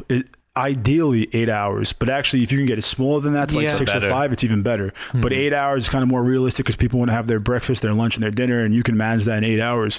But the reason why you want to eat inside those 8 hours is because your body has a metabolic window where you're going to be breaking down and processing foods at a much faster rate. After that 8 hours, it kind of slows down. Your body's not able to break down fats and store food properly and process things.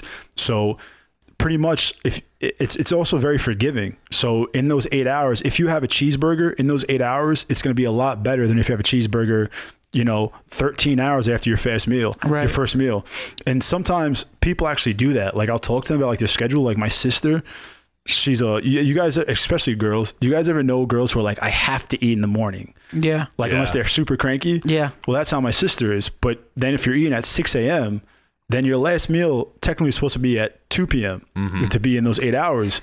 And the real way to do it is what I try to do myself is you want to fast for a couple hours in the morning, for like 3 to 4 hours in the morning. Let's say you wake up after you wake up. After you wake up. So say you wake up at 7 a.m. You don't want to eat until like 10 or 11. You know, get your body going.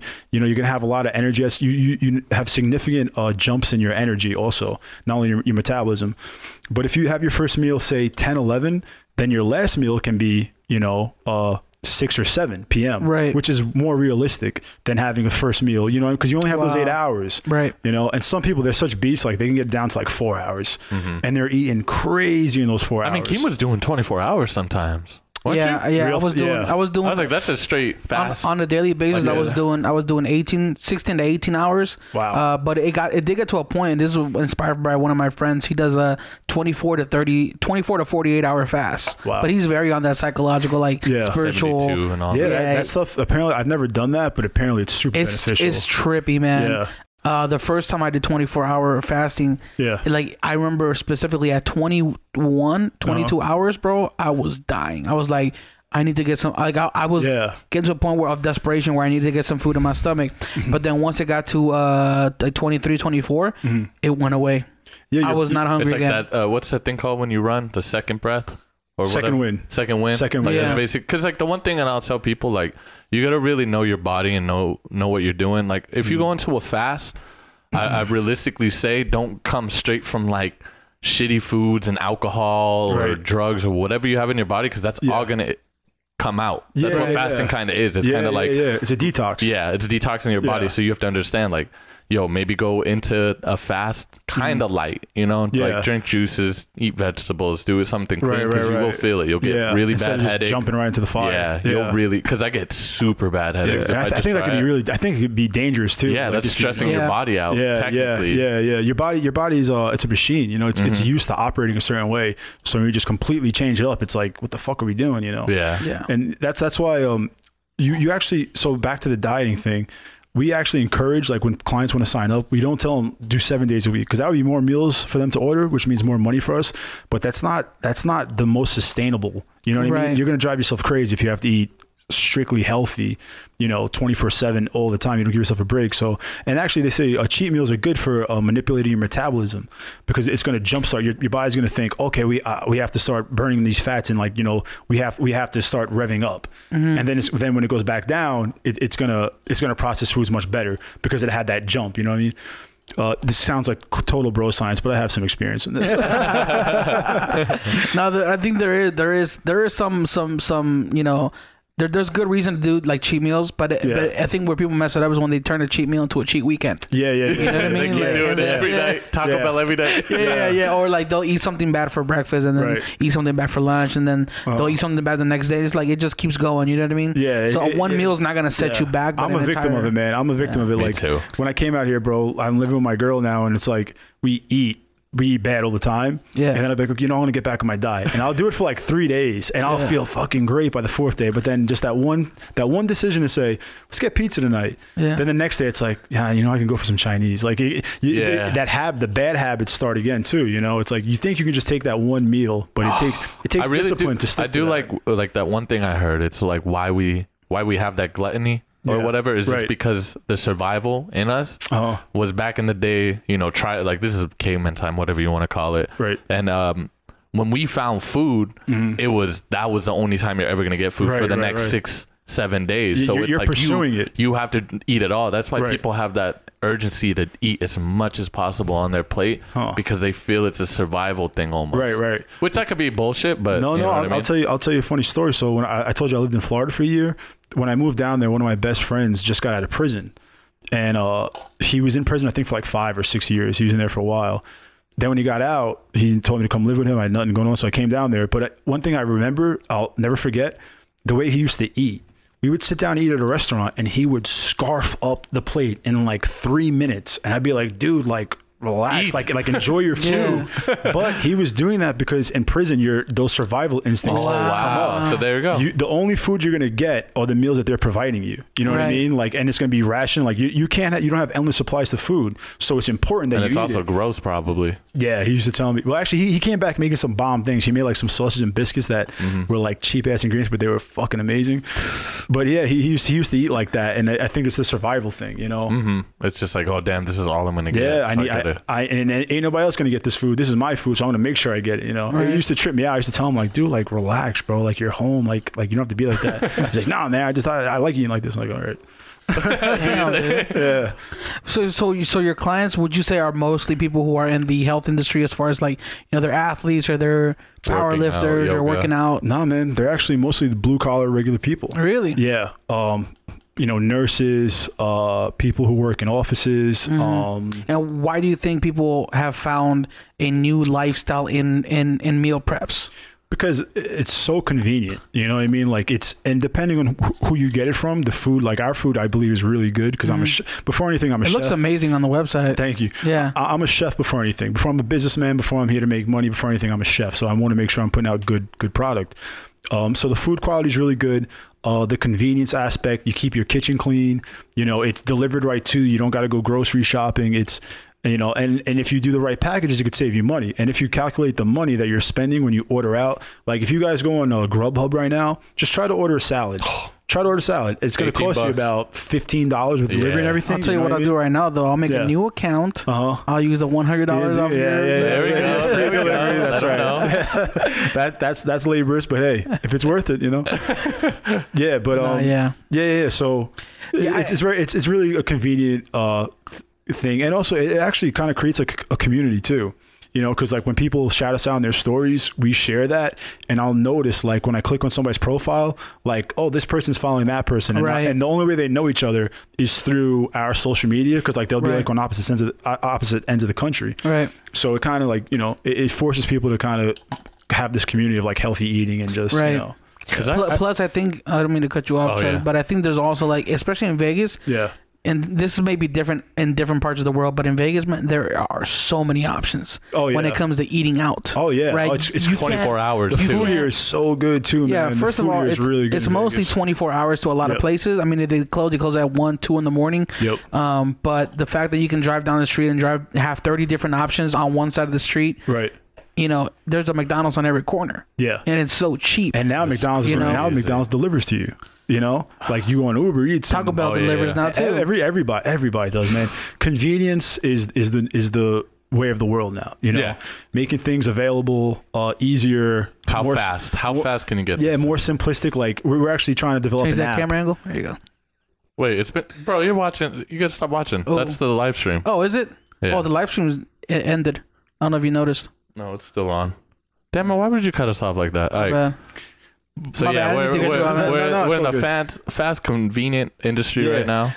So we're trying to develop an app because that's how it's very fluid. You know what I mean? Like it's very comprehensive and people can use it very simplistically, and that's invaluable in today's industry and everything. You know, easily available, very very. Very simplistic. You know, people don't want to have to figure things out and be overburdened because everybody has so much shit going on already. You know, the last thing you need to do is have to call and ask you questions. How does this work? How does that work? And right now we kind of have to deal with that. Yeah. Because meal prep is fairly new. People are like, what the fuck? Like, how does this thing work? Yeah. But it's all about convenience and as long as the product is good, it's going to make your experience easier. Like so many people, that's my favorite thing, man. When I get a new client and they're like, God damn, like this food is fucking good. And it's like, well, yeah, it's food that's made for you is supposed to be good. You're not just supposed to be eating grilled chicken and brown rice and broccoli, you know, just because that's simplistic and healthy. See, it's crazy. That's what scared me with meal preps because a lot of people were cooking that. And I was like, damn, I just don't want to eat steak and chicken and asparagus every single time. And you can make that, but you have to put a spin on it. You know, prepare it differently. Spices, and all that. Sauces. Like our menu is kind of repetitive in the sense that we use a lot of the same ingredients, but it's never the same meal. It's always different, you know? See, that's what I like, yeah. Yeah. And that's really key, man. People, I can show you my text right now. I probably had about 3 or 4 people today say, where's the new menu? When's the menu? Is it today or tomorrow? I'm ready to order, like, because they're looking forward to that, you know? Wow. They want to have, food's a fucking experience, man. You know, like when you eat something, you should be like, excited about it, you know? Yeah, you shouldn't have to make it be like, oh, I have to eat this. It shouldn't be laborious. I have to eat this because if I don't, I'm gonna eat something bad. Yeah, some of the guys, it's funny. Like one of my boys, Joey, he eats the meals and like he'll fucking drink the sauce out of the container. I'm like, well, I guess that's good. You know, like that's a good sign. Yeah, that's really good. Yeah, I love what I do, man. Like at the end of the day, like I fucking really enjoy my business and winning. My work days. Which are not my work days every day, but the cooking days and the delivery days are Sunday and Wednesday.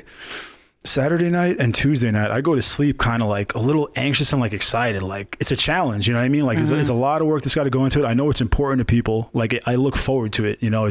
And a lot of people, I feel like they dread their work days, you know. Like fuck, it's Monday tomorrow, you know. Because I remember I used to be that guy when I did construction. You know, I'd have to be on the express bus in New York City at 5 a.m. And that fucking sucked, man. Like, you know, some people it's okay, but for me, like I hated it. And if you're not doing what you're passionate about, what you love doing, if you're not looking forward to your work, it's not gonna be easy, you know. Like they say, if you enjoy what you do, you never work a day in your life. I really like I fully buy into that, you know, right? Because I love what I do. I mean, don't get me wrong, you work. I work my ass off, but you don't mind it, right? Yeah, I love it. It's hard, you know. Sometimes, there's times where I'm like, fuck, like all this and that goes wrong. But at the end of the day, like when the day's over, I feel great. You know, it's a challenge. You know, people need to challenge themselves a little bit more in life. You know, I feel like challenges are really important. So one thing is like, if you guys ever expand into growing into more markets and everything, would you have to like purchase out like a kitchen somewhere and hire chefs and all that? Yeah, well, that's the goal, to open up this cafe. Right now, we're working out of a commercial kitchen that's rented. Yeah. But the goal is to eventually have somebody that's going to work right next to me, a sous chef. And then, you know, hopefully there's going to come a day where it's time to expand and I can let that person run it and kind of create the blueprint for our business. We're not there yet, but we're trying to get there. And the goal really is to have a nationwide company with cafes in Vegas, LA, New York, and like Florida. That would be ideal because then we can reach so many other people through shipping and stuff like that. Right. Yeah. But it takes time, man. You know, it takes time, and it's not going to be easy. You know, I know that. So I have a question, because when it comes to eating, there's three different sides. There's people who eat whatever tastes good. Yeah. There's people who are vegetarian, and there's people who are vegan, right? Right. How do you prepare for all these different types of people? Like, you know, I'm sure you get people who are vegan who are like, you got to make sure that it's not even just not me, but it's also like, you know, maybe the Tupperware is just like made from somebody who supports. Oh yeah, you know, they're like, it's a whole lifestyle. Veganism is a whole lifestyle. Because I know vegans who like, I won't wear this clothes if it's done this way, or you know, or makeup that, you know. Excuse me. we use plastic containers, so I'm not sure how much that can be a problem to vegans. I don't know if they're anti-plastic, but nah, they're good. We have certain options like in our build your own meal where we have you can pick your proteins, which is going to be vegan meats, is going to be in there vegan chicken and vegan beef. Oh, so you guys have all that stuff? Yeah, we have that in our signature menu. We don't have that incorporated yet, but we're figuring that out. Like when we have the app, man, it's going to be way different than it is right now. Right. But if somebody contacts us through DM, calls us, emails us, and tells us what they need, we're going to meet what they need 99% of the time. If they want no dairy, no meat, 100% vegan, we can make that happen. And a lot of companies, like they won't do that because it requires extra work. It's it's going to interrupt their process. But with us, it's like, no, we'll take care of you, man. Because it's important to people to access everybody. But yeah, vegans can be difficult to deal with sometimes. Yeah. Would you guys ever consider doing like shakes and like things outside of just actual food containers that are meal prepped? The cafe is not going to be just meal prep, man. The cafe is going to be like a dine-in experience where some meal prep companies, they have storefronts, but they only have like microwavable meals there that you heat up. We're going to be cooking the food fresh there. The kitchen's going to be right there. We want to have shakes. We want to have snacks. We want to have a lot of things, because right now we're on a time restricted period where we can only cook so much time. So if you have a kitchen that's open 24/7, man, I'm going to use that shit. Right. I've been dreaming about that for years now. So when I have it, I'm going to fully utilize it. And shakes. I love shakes, man. I get from Greens and Protein. You have them? I've been there before. Yeah. Yeah. They're really good. Yeah. I get their cappuccino something smoothie. It's fucking so good, man, and you feel so good after you eat it too. Like supercharges you. And those are a whole thing now too. There's like a juice place that they have like a 7-day cleanse. Yeah, and they'll give you like different juices for each day. And I'm like, damn, and it's expensive. I was like, yeah, you guys are fucking. But that's not sustainable though. Why is that stuff so expensive? I don't know. Well, why is it more expensive to eat healthier? It could be their packaging or something involved, but at the end of the day, it's not. It doesn't take much to go into the product, So I can't really tell you why because I don't make those. Yeah. But I'm not sure. I'm really not sure. And do you guys do you know a lot about like the nutrition stuff, like when you blend a drink to pressing a drink, like all that stuff where they say like, oh, and what is it? Your body doesn't absorb it as good, apparently. Antioxidants? Because oxidization. Like basically when you leave a vegetable out or a fruit out, the oxygen takes the nutrients out from it, over time. That's why apples turn brown. So do you know, like, because I swear, I think it's like the time of too much information. Yeah. And a lot of people still don't know stuff yet. Well, and they're just saying there's things. Information.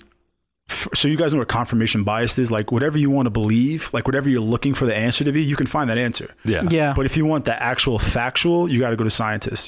That's when people ask me about food, I quote scientific type shit. Like, like what I've heard from scientists, like how things work and how things function.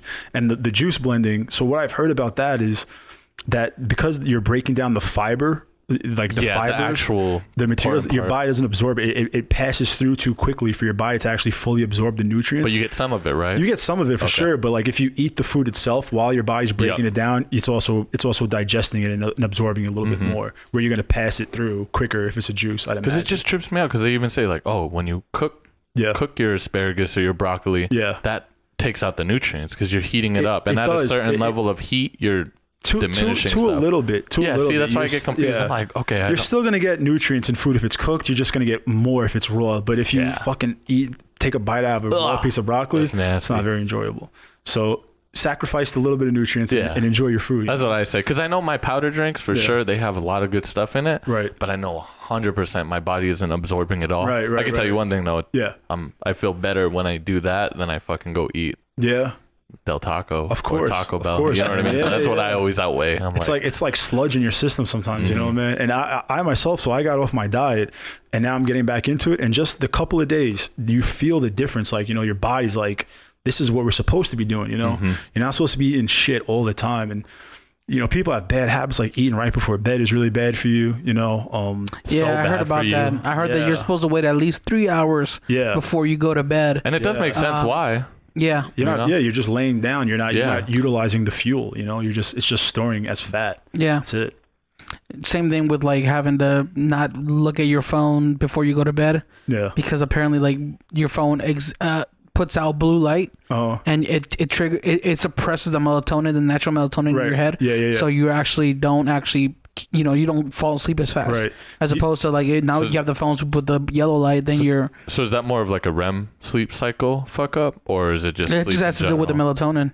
That's so crazy. Because you can actually take pills like melatonin. It helps you go to sleep. Right. But if you're like on your computer, on your phone. Wait, so real quick, melatonin is what?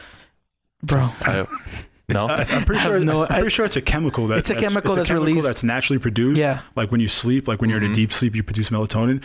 But you can take like droplets or I know pills. He does it. And I think that like basically your what's the word? When you're basically thrashing your frontal cortex with that chemical. Okay. You're activating it. You know, it's kind of like your brain can naturally produce. So we have melatonin dopamine, in our body. But if you chew a line of cocaine or you like eat some really good sugar, it releases that kind of. Right. Yeah. Okay. But yeah, melatonin. It's good to take. But when you simply rely on it to like anything. Yeah. That's when it kind of you can have those. You can miss out on your REM sleep, or you can wake up with 8 hours of sleep, but then still feel groggy. Yeah. I've taken melatonin before, but my sleep is shit, man. And if you don't get enough sleep of melatonin, you wake up and you're like wonky, man. You're like way out of it. At least I was. Like I felt like the melatonin was still in me, and like I wasn't fully awake and aware. I was watching the Joe Rogan podcast, and there's this one guy who actually takes a bunch of THC, CBD, and melatonin to go to sleep at night. That guy's partying. That guy's partying his sleep. He takes it to the exact milligram though, because he notices that THC will not put you to bed fast. Right. Or I get it mixed up, but it's like one of them. I think THC does put you to bed fast. CBD helps with the REM cycle. Yeah. Okay. So with I take CBD, man. I like live off CBD, bro. I need it because I had a bad deadlifting injury, so I have sciatica now. And what's that? Sciatica is basically it's like a slipped or a bulging disc, and it's the base of your spine, and that nerve travels down your leg. That's what my dad has. So it creates pains in like the back of your knee and like the back of your leg. It's really weird, but it's all from your spine, and it was really bad when I had it, and then I started taking CBD, and like now I take it every day, night and day. You do the tincture? I do the tincture, yeah. I think 2,500 milligram tincture. What company do you go through? We actually had the guy on your podcast. The guy. Harmonia CBD. So, buy legal meds. Joe. Yeah. He was. I listened to that one. Yeah. Okay. That guy, his story is excellent.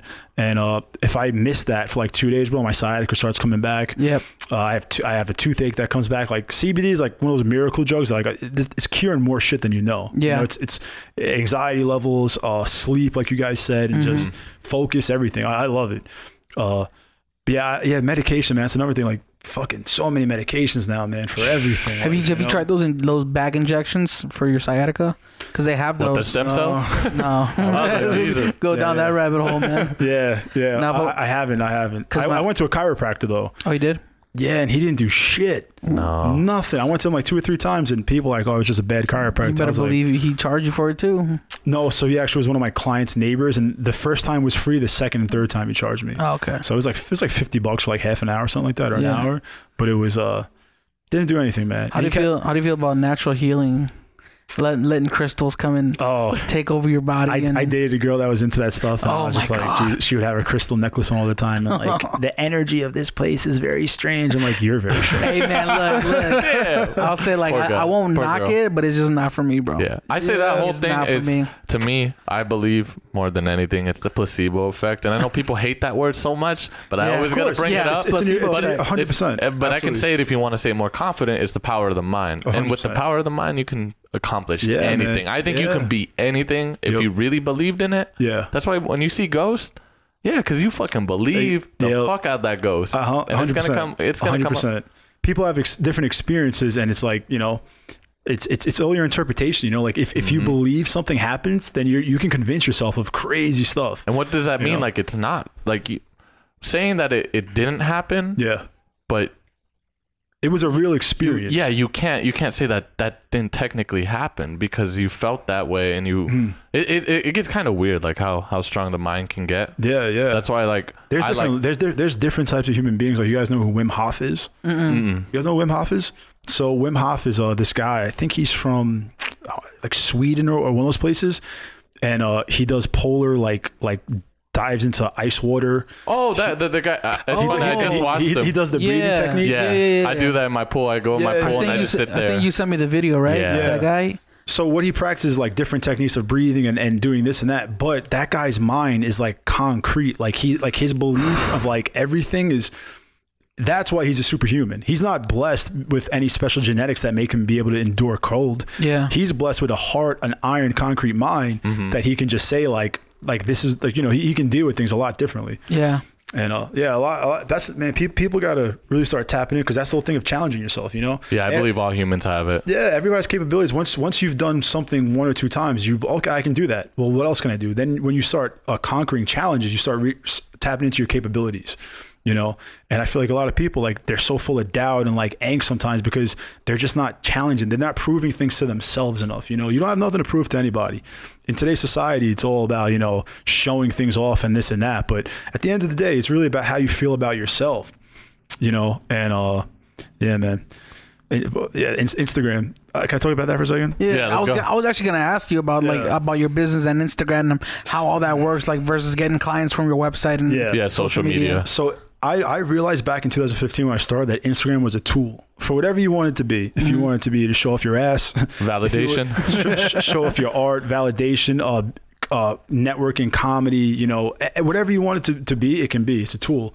So I started using it at a very, very early age. I was like screenshotting menus and people. It was a crazy process. Now it's a lot better.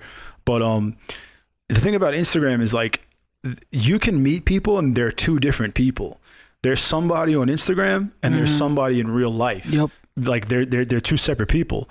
And I'm sorry. Do you mind if I ask son? Can I get a glass of wine? Yeah, I got you. Just keep talking. Do you want me to get it real quick? Yeah. Is that way you can switch? Yeah. Okay, go for it. So there's a weird thing like where people have 2 different personalities, like one on Instagram, one in real life.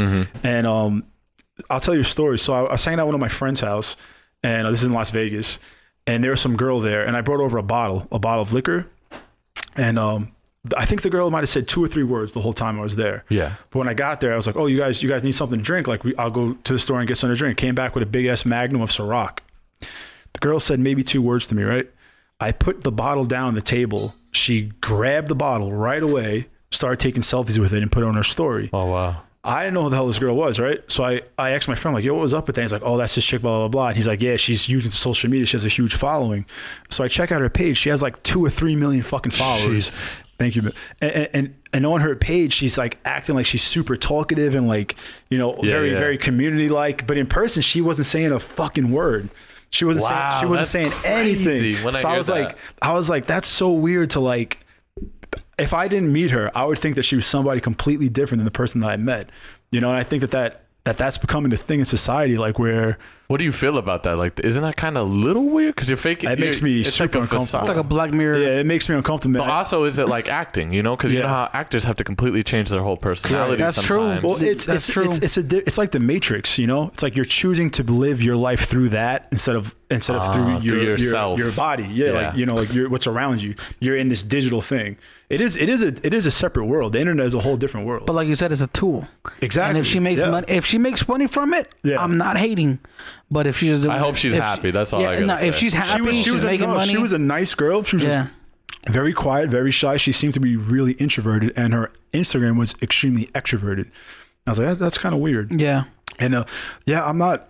I used to be one of those people, like I would post a meme every day and this and that, because you get addicted to the likes. Like when Instagram first came out, bro, I couldn't stop posting. Like now, personal things I kind of keep a little bit more to myself. I don't find the need to engage on social media every day except for business, because I just enjoy putting my energy into real life relationships and stuff, Right.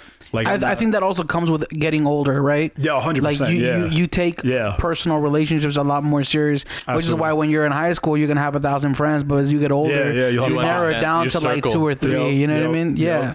That's 100%. But I also feel like social media is designed to exaggerate everything. Like, we'll message back and forth I'll say laugh out loud. I'm not really laughing out loud. On social media, I have the most successful corporate business. You know what I'm saying? Like, I have the most, everything's perfect. A lot of people, they don't display their failures, just their successes, and then they're magnified. And I think that shit leads to a lot of the mental illness that we're suffering in this country, because by comparison, people are like, well, why does this person have this? Why is this like for a girl? Like I can imagine what that would be like to be a girl who's like not the most beautiful girl. Right. And then every time she's on the phone, she sees these amazing girls who are taking these lavish vacations and all these things. And what she doesn't know is that those girls have the same problems that she has, you know, relationship problems, family problems, health problems, but she doesn't see that. So she thinks that it's just her, like, you know what I'm saying? Or maybe she doesn't see that those girls that are taking vacations all the time are actually escorts. And they're, you know, they're getting paid for those things. He put it out there.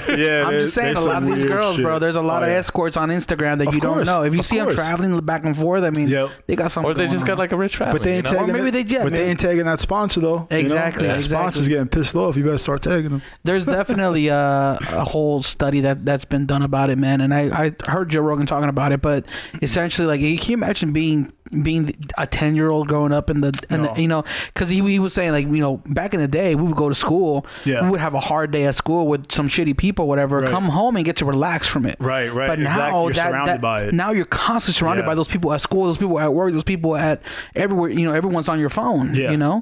So I have a family member through extended family. I think he's like 7 or 8, and he's a genius kid, handsome as hell, super good at sports. He's a real phenomenal kid, but he's starting to have depression at like 8 years old. What? Yeah. And I wonder why it is. But then when I'm around him, he's always on his iPad, kind of like he's kind of disconnected from things. Right. And I think that he's suffering from like a growth period, you know, of like, of interacting, like getting bullied. It's just like, there's a good side to it, man. You know, like in New York, like a lot of people, they'll say to me like, they'll take me as aggressive or like rude or something. Yeah. It's like, no, I'm just like, we're hardened, you know, like, cause we make fun of each other. We joke around. So this way, if a complete stranger comes up to me in the street, he's like, you fucking tall, goofy asshole, I'll be like, I don't give it, like, you know, I don't care because I'm not sensitive to that stuff. You have that thick skin. Yeah. But today, and it's not even thick skin. It's just that, you know, you're more desensitized to that. I've been through it. Like it's not going to break me, you know, but today I feel like people are kind of discouraging things like from making people face hardships, you know, safe spaces and shit like that. Like that doesn't exist in the real world. When you go to the supermarket, there is no safe space. And, you know, when you go out to a restaurant, you know, like, and that's the whole thing of the internet. Like that's an internet world thing. That's a new thing that people are trying to dictate society. It's like, nah, man, like, you know, you kind of can't do that. And then people are going to backlash. It's actually going to have a negative effect, you know? But I also think it's because social media and just on your phone and having access to everything is a constant release of dopamine in your mind. You know, you want to see something funny, you saw it, and then what's the next thing? What's the next thing? And then you put it down. And the real world is not as entertaining as having the entire world in your pocket. You know what I mean? But it is. It's way more entertaining than the real world. The real world is way more entertaining in real life. It's just, it's not as safe. Right. You know what I mean? You're vulnerable in the real world. If you don't like somebody on the internet, you can just delete it, block, you know, and go away from them. Yeah. You don't have to actually interact and engage. Yeah. It's just kind of trippy. Like, you know, like back in the day, remember, like a lot of the big things that people used to watch most of the time is drama. You know, they love watching reality shows and all. This is before, like, I'd say social media even came out. There was still a lot of people looking at that. People like that because a lot of people's lives, they're very basic. Yeah. You know what I mean? People don't have like, especially like, you know, you were saying like the challenges and everything because people are afraid to jump out of their box. So they want to live that norm to norm life. Yeah. Which is okay. Normal life is okay. Like, but you got to love it. You got to love it. You know what I mean? And I feel like you got to have something that's yours, you know, like something that you enjoy, like a hobby or something, you know. But a lot of people, they don't have hobbies now. This is their hobby, you know? And that don't count. Yeah, man. How do you feel? It's not going to get rewards. It's not going to be rewarding, you know, in my opinion. How do you feel? You don't have any kids, do you? No, I don't.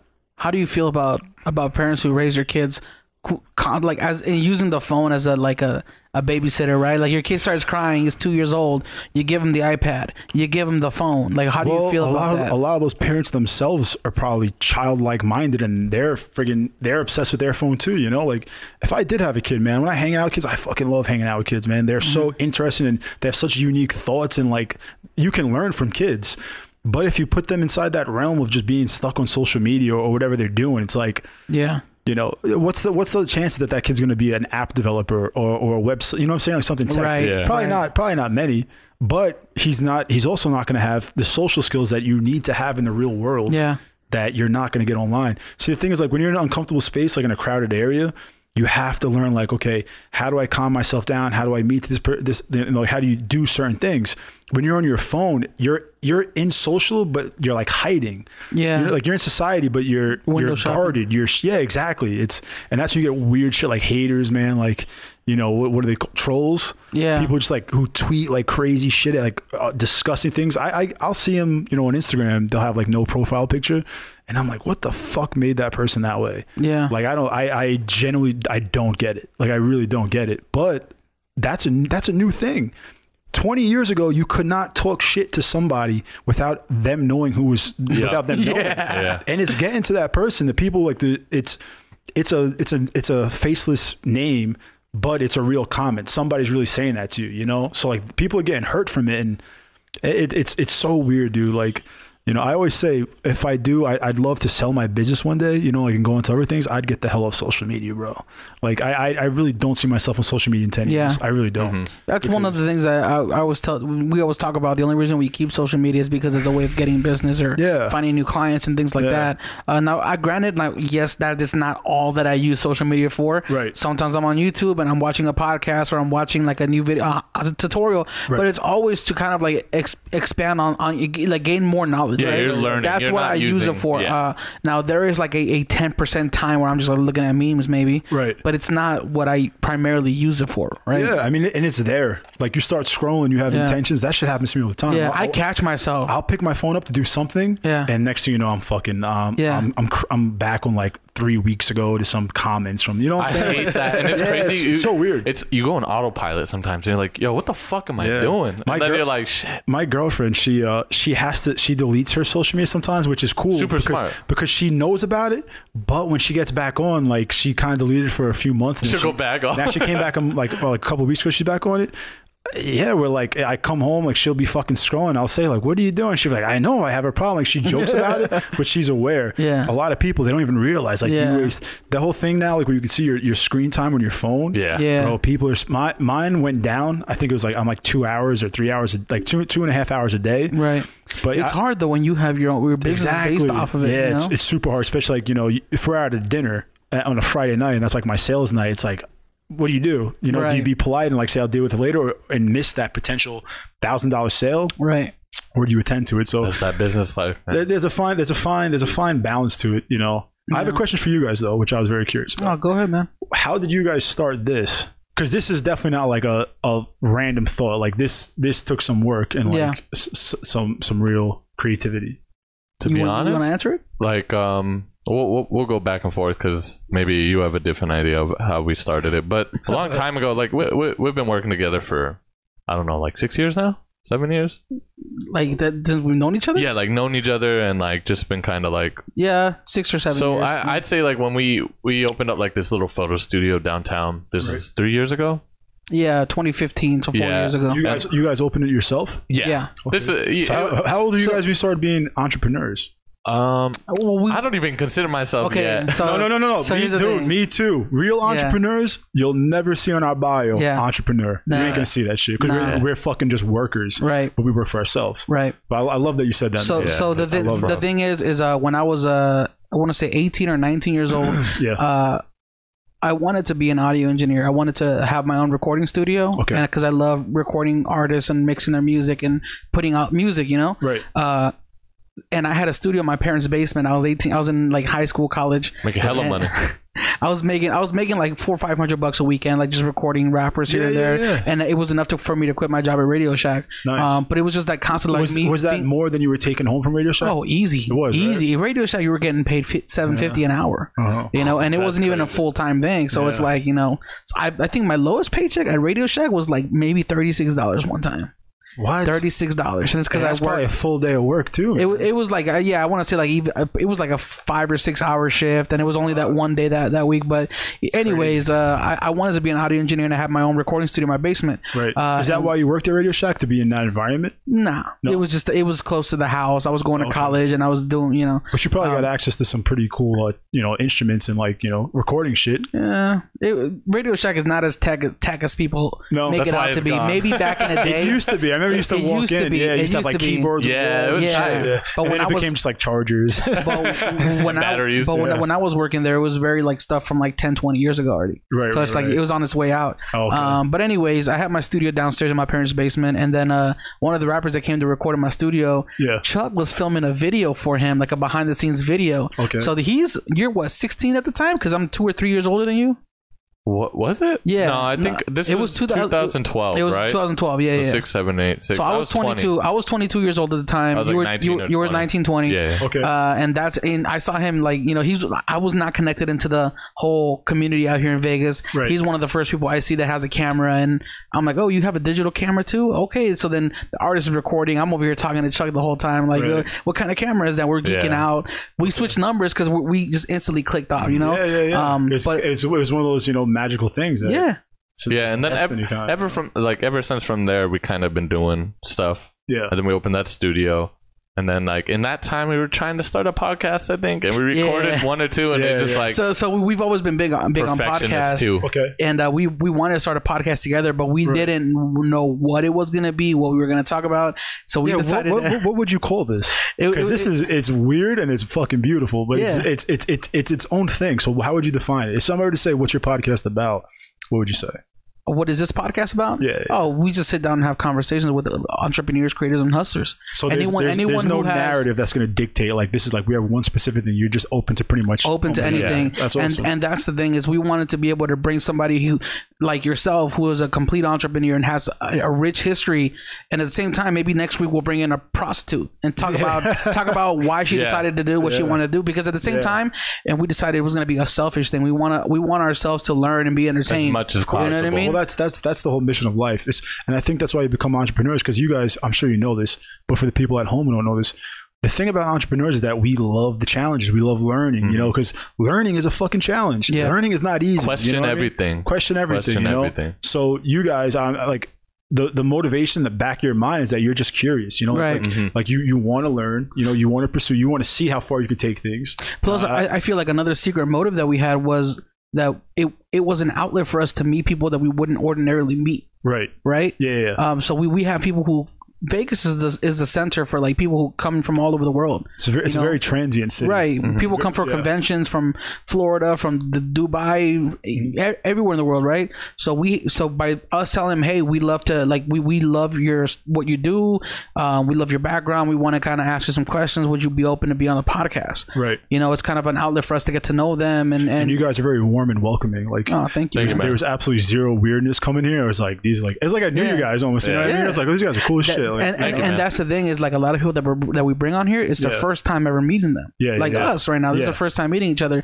But the fact that we're connected through this kind of thing of where we want to get our stories out, we have a history of entrepreneurship or you know, struggles and things that will motivate other people. We bond over that. We bond over it, you know. So it's very much like a family thing too, you know. For us to get to know people. Because we love listening. It's so awesome, man. Because you guys kept saying Joe Rogan. That Joe Rogan podcast, the Bill Burr podcast, it really does open your mind to a lot of things, because you start feeling like you're having a conversation with somebody. You know what I mean? Like, somebody's gonna listen to this and they'll be like, if I was in that conversation, like, this is what I would say. Like, this is what I would think. Like, it makes you kind of think about, like, because this is real socializing. You know what I mean? Right. So I think it's fucking beautiful, man. I love it. Thank you, man. And I remember when I saw your guys' page, I was like, this is something else, man. It's like, it's very different. It's very unique. You know. You guys yourself are very unique, interesting guys. Thank you, man. Hawaiian shirts. And I appreciate guys like you, man, you know, and because there's a word, you said entrepreneurs. The other word that I feel is way too fucking overused is content. If you post something on social media, it's content. Right. Okay, if you want to say so, but the work and effort and time that it took to make this, to produce content, is a different kind of content. It's real to me. That's real content. You know what I mean? So I appreciate your guys' content, like, and that type of stuff, because I love it, man. When I'm working, half the time when I'm working, you know, I'm by myself in the kitchen usually. I'm fucking listening to podcasts. You know, I'm laughing and listening to people's conversations, learning about them. So I think it's important. You know, I think it's an important new contribution that people are giving to people these days. Right. And I think listening to podcasts like the Joe Rogan podcast is something that definitely opened my mind to being like, who is this guy that I would never have heard of before in my life? Because I would never have met him because he's completely far away from me or whatever. And I'm listening and I'm understanding and I'm kind of like you know, agreeing with what he's saying. Yeah. And it's like, you know, or you can find somebody that has a different hobby, you know, like archery. Yeah. Archery. I'm into archery now. I'm into like shooting guns and shit. And my girlfriend, I got her a bow. She loves archery, and I'm pretty sure she got that from listening to like Cam Haynes and like, you know, those guys on podcasts. Right. So she found a new hobby through that. You know, it's not just entertainment. It can develop a different lifestyle for you. Right. You know, and I think it's awesome. And I wonder if anybody's gonna hear this and be like, I want to start cooking now. I doubt it. They'd be like, I'm never gonna be a chef because that shit sounds crazy. I guess it's the other thing too, like people who are into it and they love cooking, but they're too afraid to take steps into that realm. You know what I mean? I hope, not just cooking, I hope anybody who feels like that's a big message I want to get out there. Just because you don't have the quote unquote credentials, you know, the background, the schooling, doesn't stop you from being one of the baddest and best in that industry. You know, it's going to take time. It's not going to happen overnight, but there's different ways to get into fields than just, you know, the straight line, you know, the straight line. You know, everybody has their own way, man, you know? And I'm grateful, man. I've been through a lot of shit. Like, you know, I got a couple of DWIs, got locked up a bunch of times, and I'm just fucking super grateful. So one thing I'd say, like, just tips for anybody who's listening is just like how would you going back to like the sous chef days and everything? How'd you confront that? Like, how'd you get into that business or that restaurant you like? Like, how'd you go about it? I just went on Craigslist and I saw there was an opportunity, and it's cool because like I saw the name of the restaurant and then I Googled it and I was like, I could see myself working at that spot. I did like a little bit of background checking, you know. But did you ever fake the funk though? Like, oh, I've done this and this and that, and this is what's gonna get me in the door. Honestly, I don't believe I ever lied on any resume. I really don't think, because when I went to Jicha, I told them, I was like, I just love cooking. And I'm looking to, you know, you know what I did? I showed them that used to be my go-to. I showed them my Instagram, the food that I cooked on Instagram that I took pictures of. Yeah. Oh, wow. And that was like my resume, you know, like I made this, I can make that. Yeah. Yeah. And then I was at 27 years old. That's when I became the head chef in a Hoboken. It was a big ass restaurant, you know, 27 to not have fucking schooling.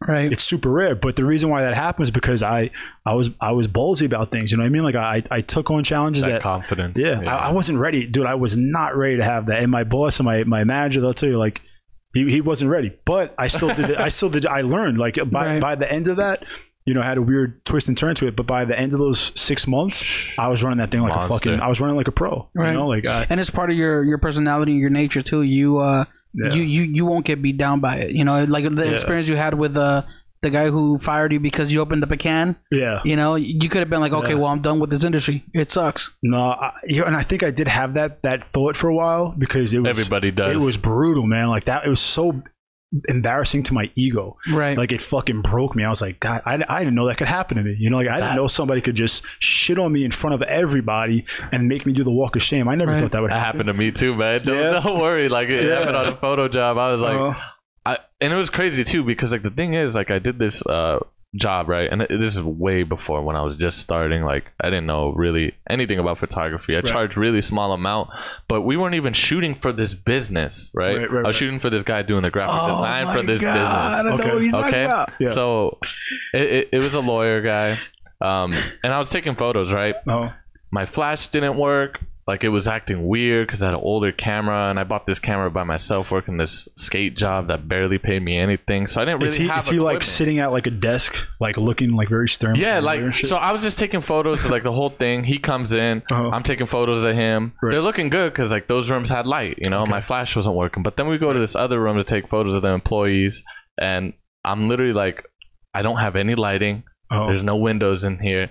Right. So I'm like, fuck it. I'm just starting taking photos because I'm like, wait, this ain't for the lawyer guy. It's for these graphic guys who are creating like a sample for him. Right. So they're not even that important. They even said this. They clearly said that, but the guy wasn't having it, I guess.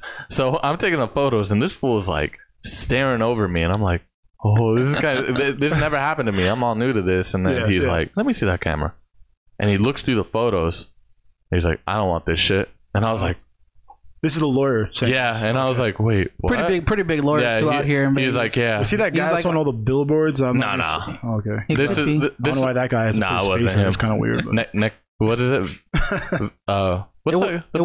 I'm not gonna say it. Yeah, I don't want to say his name either. Yeah. No, it's not him. It's not very strange that you put your face everywhere. But that fool's killing it because you know who he is. Well, you see him. You're like, yeah. Or whatever. But no, it wasn't him. And he's got to be killing that guy. He was just like, yeah, I don't want this shit. Right.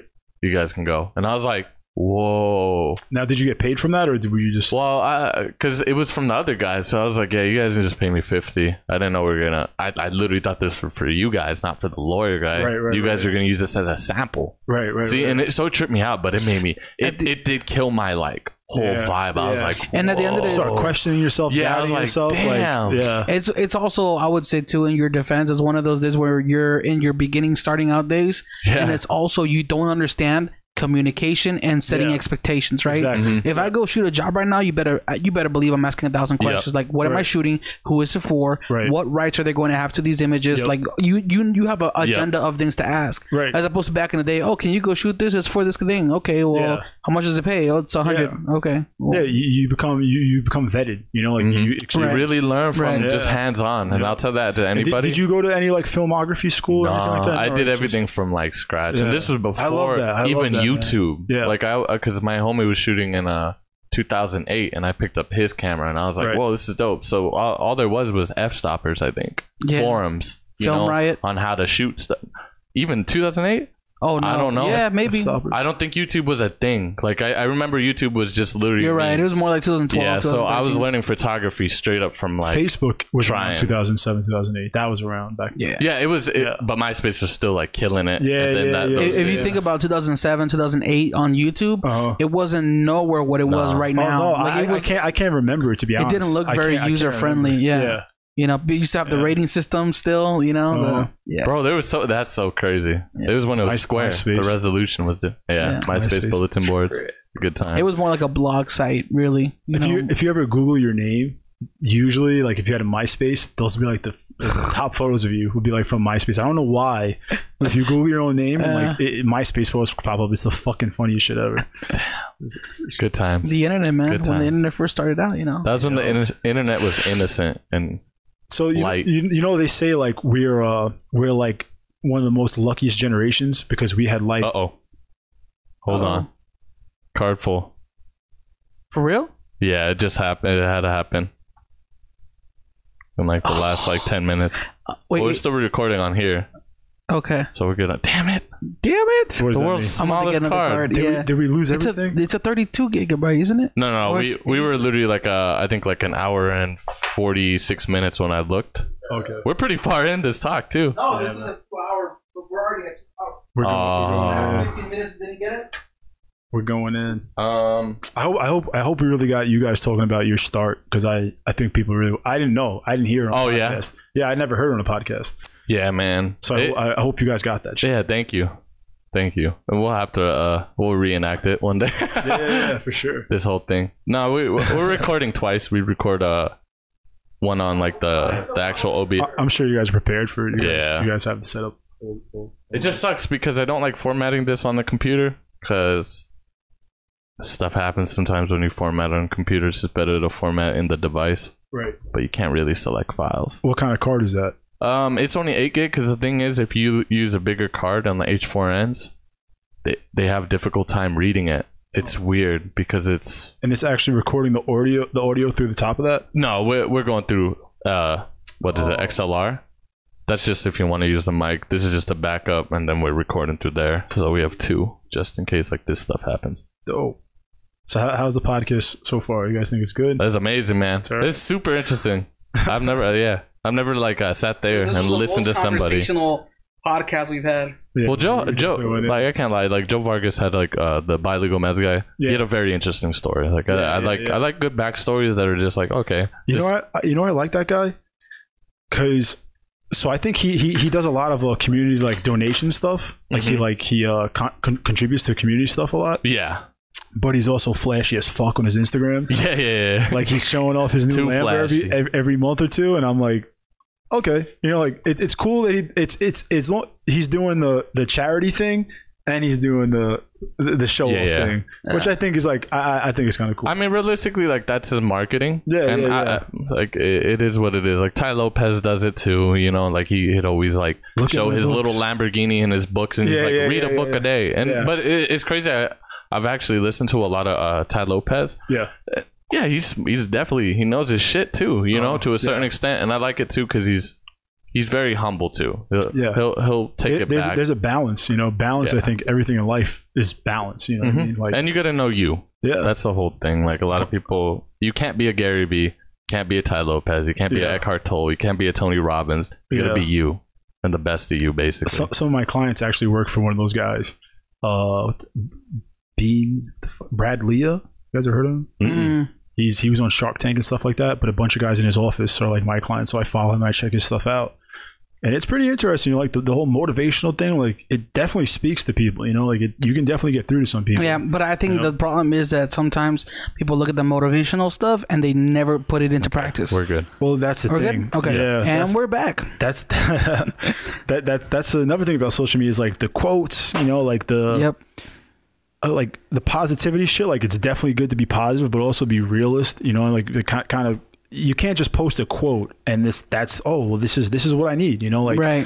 But a lot of people, they think like reading something or writing something like, oh, that's it. Like, nah, man, like you have to translate it into your actual life. Yeah. You know what I mean? And realistically with that stuff, I found out for me, I have to keep on looking at that stuff, which is good. Right. You know, I need reinforcement because that's the one thing with Tony Robbins, like he even talked about it, is just like, you're kind of supposed to go to his seminar and never come back again. Right. That's like his, but one of my friends just went to his and it's a shit ton of money. Yeah, in New York. It was a lot. He says Tony Robbins is like, I have the same people coming back, and he's like, I don't like that because he's like, you're supposed to hear my thing, but I'm like, nah, it's not true either because people need reinforcement. People need to rehear shit. Yeah. Isn't it like $1,500 a class or like a day? I think he said. I want to say it was like 3,000, upwards of like around 3,000. Yeah, 3,500, 2,500 per day, or is that per like the whole 3 days? I think that was I think he did like the Garden or something. He did somewhere in New York, some big venue, and I think it was just one thing. I don't think it was like an experience. That's crazy. Yeah, bro. I can't even pay $200 a ticket to go see a concert. Not that I can't afford it. I just don't feel comfortable paying that much money. Yeah. Well, I think some things are worth it, you know. Yeah. Some things are. Like, you know, Knights games. I've never been to one. Yeah. But I look at the ticket sometimes and it's like, fuck, like just to get nosebleeds is like hundreds of dollars, and I'm like, I'm not sure if I want to be in the nosebleeds and spend $200. If I spend a couple $100, I want to have a decent seat. Yeah. You know, but maybe it's just the market. Did you hear the Raiders stadium out here? There you actually can pay to lease seats. So you can have a seat reserved? You reserve, but you still have to buy the ticket to that game. You still have to buy the ticket for that game. I don't. So you pay. Wait, what? You pay like I think it's like $3,000 or $5,000. Okay. To reserve that seat. No one else can buy that seat but you. But you still have to buy your ticket to that game every single. So that's retarded, man. People are doing it. People are doing it. Sense. But it does make sense. Well, I'm guessing it's cheap. Oh, okay. So I get it. So people, in case they want to go to some games, my seat's available, but they might not want, like, so let's say. But what if somebody's sitting in their seat, or do they not touch those seats? No, you can't touch those seats. Nobody else can. Oh, okay, that makes so sense. It's like, so instead of paying $15,000 for that seat for all the games, you know, you lease it and then you could spend the extra couple of hundred to have the seat. If you go. Yeah, because you might only want to go to 3 games or 4 games a year, not like 9, you know. But that's. I wish I was into sports low key, but I would buy those seats for $5,000 and then sell them. Yeah, I'd be like, that's what people do on StubHub, man. The markups are crazy. UFC events are nuts, bro. Scalpers. Crazy. Is that what they're called? Scalpers? Scalpers? Yeah, I think they're ticket scalpers. Yeah. Let's talk real quick back on the whole meal prep and the whole business entrepreneur thing here. We get a little derailed. Where would you say a majority of your leads come from when it comes to new clients? Would it be from Instagram, social media, or your website? Like, what would you say is most effective? I'd definitely say social media, Facebook and Instagram for sure. Do you do ads on Facebook? We've done them a couple of times, but I got a guy now. He's actually a DJ out here. I'm not going to say his name, but if anybody wants this guy's information to help grow their business, you guys include, I'll direct you to him. He's fucking great. I have a guy who he does the social media, the Instagram apps, like where they follow and like stuff and like whatever. But it's all genuine. It's all like people in Vegas, people that like, you know, are into fitness and stuff like that. And, so it's more targeted to the demographic in the city. Yeah. And that's been a huge tool, man. We've jumped crazy in followers, like really crazy. But as far as the thing about social media, so one thing people need to keep in mind if you have a product or if you're just advertising anything, mostly a product though, because you're trying to dial into a specific audience that wants that product, not everybody. Right. So we had you know Christy Mack. I've heard of that. She's a porn star. Okay, yeah, I definitely heard of porn star. She got into that fight with that guy. Yeah, I was gonna say, and he put her in the hospital. Right. I think he's serving life in prison now. It was bad. It was bad. Yeah, she was like, so this is back in 2016. She's probably like the biggest porn star. She was a huge sex symbol, you know. So we ended up meeting her when we were at the gym, and we told her, whatever. We ended up working with her, giving her free meal preps, to sponsor us, for us to sponsor her for promotion. So she posted us once or twice, and she got us like thousands of followers. This is back in my old business, not the new one. Right. And that was cool. Maybe 2 or 3 people placed an order, but that was about it. And half of them weren't even from the local scene, like Las Vegas. Right, so they're outside. Yeah, they had to get refunded. I think maybe all of them were. I don't even know if anybody from Vegas ordered through her. But I have a different girl back home. Her name's Nicole, and she's a boxer and she's a firefighter, right? She also teaches kickboxing lessons at CKO in Staten Island. She's just a badass, a real fucking badass chick. She sounds like it. Yeah, she is. And she has, I think at the time she maybe had like 1,000 to 1,500 followers, and Christy Mack had like 5 million followers. Now Nicole, we gave her like a discount. She's my friend. I hooked her up, but she paid for her meals. Nicole would shout us out. Nicole got us like fucking 10, 15 clients. Like throughout the years, she got us like 10 to 15, where Christy Mack got us none that were able to transfer the money. Right. And I think people sometimes forget like credibility is the most important thing. Yes. Yep. Numbers look good. Like everybody, that blue check, that's cool. Like there's value in that. Right. But there's not as much value as somebody that people can know or a trusted source. You know what I mean? Yeah. Credibility. I agree with you, man. Because and I'll speak and I'll kind of relate from my point of view too. Yeah. Because I always get women who have 20, 30, 50, 100,000 followers on Instagram. Right. And they say, "Oh, let's do a shoot." Right. Let's do a photo shoot. Right. And they assume that because they have that following, it's gonna be free. It's gonna be free, and I'm gonna be dying to work with them. But they realize like there's no ROI. There's no ROI in that for me, because your demographic is horny dudes, and none of them care about me. Exactly. You know what I mean? So let me tell you what just happened to me a couple of weeks ago. I'm not gonna say the names. I'd really love to. Yeah. Put a link in the bio. So I got a DM, right? I got a DM from some girl. She's an Insta model girl, fitness chick, whatever you want to call her. She shows her body in a lot of pictures. Very, very attractive girl. Yeah. I think she has like 150, 200,000 followers. And she messaged me like, "Hey, what's going on? I would love to work with you guys." And I'm like, "Hey, what's up? That's awesome. What are you thinking about doing?" She's like, "Well, what can you offer me?" And I say, "Okay, so for some of our clients, we do a discounted rate. Like you still pay for the meals, but you'll get like 30, 40%, depending on what we think your market could be. We're going to give you a very big discount, but that requires you to, post and sharing your stories. We're not giving away stuff for free here. Right. I work too hard. My product's too good. I don't need to give it away for free, and I don't really need you to do that for me." But she hit me up and she asked, so that's what I told her. That's what the deal was. Well, she came back to me and she replied back to me to that message and said, "Well, I've worked with companies before who have provided me with free food as well as paid me to post and blah, blah, blah." And I was like, "Well, that's cool, but we don't do that." Right. And also you hit me up. Yeah. Like, you know what I'm saying? Like, so now it's like this weird time where people are feeling so entitled that they can message you. Right. Hey, give me free stuff and pay me. Like, what? Like, dude, it bothered me so much. But and then she ended up coming around. She said, "Okay, I'll do it your way." She got the discount, got her meals, shouted me out in a story a couple of times.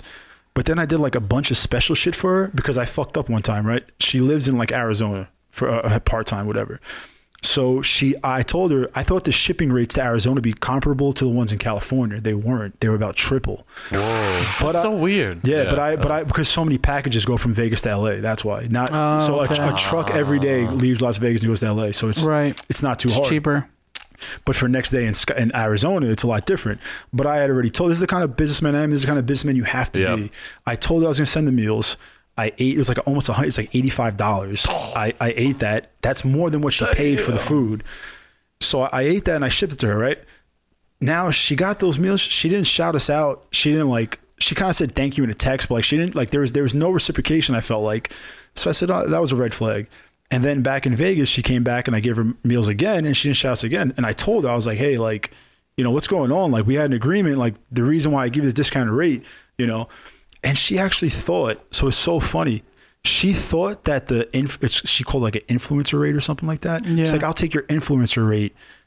I was like, well, that's going to require you to post. And that's when she said, I get paid to post. I'm like, well, why would I be giving you a discount as an influencer if you're not marketing it? Like, so just because you have 200,000 followers, you're supposed to get fucking a huge discount? It didn't. It really weirded me out. And I think she saw like I was kind of like questioning her, like, I'm not playing this game. But so many people, I think, do play that game. So many photographers, so many photographers, especially, let's shoot. It's like, that's a guy trying to fuck, man. That guy's trying to fuck. Hey, that guy's not really trying to fucking create content. There has been a lot of stories that came out where there's photographers who do things like that and then they abuse women. You know what I mean? Yeah. Or they'll make sexual jokes or things like that. I'm sure. And it's put a bad light on male photographers. Yeah. You know what I mean? Yeah. Especially that free photography. Yeah. So that's why I never I very very rarely randomly hit up female models to shoot with me for a TFP. I'm at a point where I know so many people now that I can just ask for a favor, like, hey, let's shoot this or whatever. Right. But yeah, it's definitely put like a bad light on male photographers, and it sucks, man. It's kind of obvious. Like you're going to a hotel room with a girl and she's going to be half naked. Yeah. It's like not that it should happen, but it's like it's probably going to happen pretty often. Like it's a tone and like an environment. Right. And that's, dude, if you're a creep out there and you want to be around some hot chicks, just go fucking buy a camera. They'll come right to you, bro. They'll come right to you. He was like, God damn it, don't say that. He's giving away my whole blueprint. No. I know. If you look at my feed, I don't really post anything nude or anything like that. Right. Because that's not what I shoot. I shoot sexualized. It's nothing sexualized. And that's so overdone, man. Oh yeah. I think there's gonna be a blowback where people are going to be over the whole fucking social, like the sex thing. It's so weird, man. Like you can, especially with me because of this new, this app that I told you, not the app, the guy who does my social media where he'll follow the fitness people. So a lot of them are fitness girls. Right. Dude, there's just asses. You can just scroll and look at booties. There's probably about, I bet you 100,000 girls posted their ass on social media today. Oh yeah. Now, in 5 years or 3 years or 2 years, when everybody's seeing 100,000 asses a day, is that still going to be a thing? You know what I mean? Or are people going to be like, all right, like that's like we're kind of over that. That's the fucked up part, because now girls are like, okay, how can I get more attention with this booty? And that's when they get enhancements or they try to do something. Yeah, to they'll it, put the protein powder on the counter and their ass right next to it. It's like,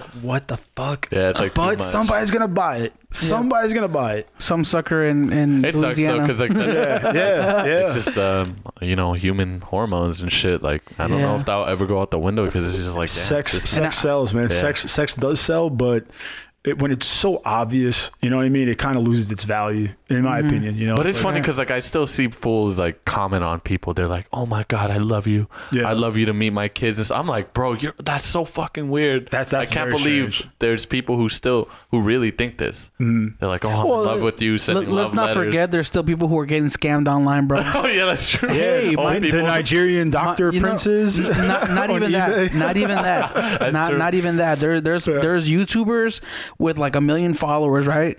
And then people will make a fake Instagram page with their name, but instead of it being like Jane Doe, it's Jane.Doe. Right. So you'll never be able to tell the difference between. And then they'll say to Venmo them or PayPal them. Somebody actually hacked my real account, and I'm using this one in the meantime. Can you send me $5,000? Okay, I can help you. That almost happened to me once. Jeez, man. I was on eBay. I was looking to buy a commercial fridge to store food and meals, like a big ass fridge. Very reasonable. So I was on eBay. I mean, it was eBay or Craigslist, and next thing you know, the guy's saying like, it's a big difference. It was through text too, and it started super legit. Like it sounded so legit. Yeah. And he's saying, so we're gonna meet here, this and that, blah blah blah. Okay, cool. Then next thing you know, there's a change of plans. Yeah. He's like, I couldn't make it. But if you send this money, I'm gonna have a guy deliver it. So this is the amount of the money, and this is the delivery fee. And probably for about 20 minutes, I was like, is this real? Like, and then I thought it over. I was like, this is fucking obviously this ain't real. But I was close. Like I was buying into it. So. And I'm not susceptible to fucking bullshit. And I'm pretty sure he even offered you more money for your inconvenience.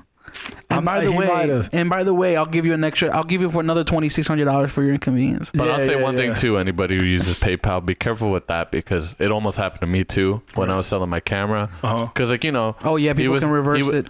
Like you can put, with a credit card. Yeah, so you can put the money into account, but it freezes, right? Yeah, so it's on hold. Yeah, and so you ship it out. Pending. So just let anybody know who's listening. do not follow through with that, because I almost did, but then I was like, wait, why is this getting shipped to fucking Africa? That's what we do with our business. Like, oh hell no. And then I commented back, and he got hella aggressive. Yeah. They get so defensive. I am so offended. They'll say shit English like goes to shit, and I'm like, you motherfucker. You're right. God damn, you. That's exactly what happened to me, because then I started fucking with the guy. Like when I realized he was full of shit, I was like, started questioning him, saying something, and he was like, I have never been so offended in all my life. I was like, no real person's gonna respond like that. Like, you know what I mean? Like. But we do that with our website too. So if you you have to place your order by like Friday 5 p.m. or Monday 5 p.m. because we shop the next day. Right. But you can order with a credit card online, and it'll say pending. It doesn't clear for 24 hours. So basically, you can place an order, it could be by mistake or whatever, and then you cancel it. And now I'm stuck because I have your meals made. Damn. You know what I mean? So I'll wait for that shit to clear, man. I don't, you know, that's what you got to do, man. Learn. Yeah, there's so many fucking, like what makes, it's just like we were saying about the haters. What makes you decide to be a scammer? Yeah. You know, like that's that's a low fucking part in your life. And it's funny because like most of them, it's that, the short, quick money isn't the way. Like you're gonna hate your life. What comes easy don't last, and what lasts won't come easy. Yeah, you know. I say if you could be a scammer, scam a big company, man. Scam like Walmart, bro. Like don't scam my local business, bro. Then you gotta face their corporate lawyers and shit. Yeah. You know? And they're not susceptible. It's sad because people who are doing those scams, the only reason why they're still doing it is because it works on somebody, and it's probably working on your grandma Jane. Yeah. Or it's funny because the lady down the block that's not all there. I still get texts from my dad. Terrible. I still get texts from my dad going, "Is this a scam?" Yeah. I'm like, yeah, Dad, it's a scam. Don't click that link. Yeah, you gotta be careful, man. It's the older generation for sure, man. I mean, you know, $5,000. Like shit, let me do that. Another $2,000 for free, just to do it for right now. All right, cool. I just gotta put in my credit card information. That's too crazy. That's hilarious. Oh man, we covered a lot in this podcast episode. We talked a lot. I'm really thank you guys. I think this is officially. You're the longest podcast I think ever. Yeah. Wow, thank you guys for letting me get my story out there. I really, of course, man. I've kind of wanted to say it for a while because when things collapsed the first time in my business, people were saying crazy shit, man. I was getting all types of like, oh, this happened, that happened. It's like that's what you were told, but that's not the real story. You know, we're gonna get a bunch of DMs after this episode airs. You guys can't believe you guys interviewed that guy. He's a scammer. He did this. Who, me? No, I'm just messing with you. Yeah, like realistically, man, my food is real, man. I think it's a great thing too, because like a lot of people need to understand, and I feel this with any business owner, like you.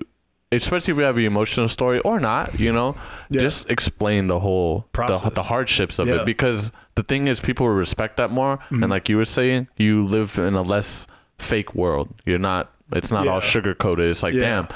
And you respect that business more. Like me, I'll go back to certain businesses when I know the hardships they went through. Right. You know, because I'm like, damn, he went through a lot. Yeah. I'm going to pay him out. You know what I mean? You know the soul. You know what goes into that, you know? And I forgot why I was going to say this, but you were talking about like I think we were talking about transparency for something first. Yeah. But the post not glorifying or like not being too. I post on my social media, if you ever noticed, my meals are all in the plastic containers. Some companies, they'll plate their food and like sprinkle it with garnish and like do swipes around, but that's not what the fuck you're actually selling. That's not what's going to come to McDonald's, basically. All their burgers look amazing. Exactly. But that's not what you're getting. So I don't ever want to have a conversation with somebody. It's like, what is this? This isn't what I bought. Right. Like our shit is exactly what you see. You know what I mean? Like what you see marketed is what you get. But other companies, you know, a lot of times they'll do like weird shit, like fancy backgrounds. I'm like, what the fuck? I like that though. Like a picnic. It's cool. It's cool. I like the photography aspect of it. It's because you're intelligent and you're gonna recognize, like, okay, obviously that's not what's gonna come. Yeah. But some people, bro, they really like they don't. How the fuck does McDonald's do it then? Exactly. And Burger King. When I get a Coca-Cola, there's not those perfect spray little dots on it. Yeah. Why aren't the bubbles still rising? Yeah. You know? Why is my banana bruised? You know what I mean? It's just like I want. Wait, what? You have a bruised banana and you want to eat children? God damn it. That's a great place to end the podcast. And we're done. Yeah. Well, thank you. We appreciate you being on, man. Thank you for telling us your story and we kind of get to know a little bit about you. This is definitely one of our top 5 episodes, I feel. Like I really enjoyed the conversation in your background, getting to know you. Awesome, man. Thank you guys for having me. You know, if I ever find somebody I feel like they should have their story out there, I really am going to direct them here because you guys are just, you guys are fucking awesome, man. Feel free, man. We're going to put all your information for your business, for yourself in the description of this podcast for YouTube, Spotify, Anchor, all that good stuff. Awesome. But do you want to just kind of let people know where they can find you before we head out? Yeah, you can find me on Instagram. Our business profile is at FFPrep, FFPREP. And my personal Instagram is Macho Martinez. And you can find some of like my off business cookings there. And I play the drums and I like shooting. So just my personal stuff's on there.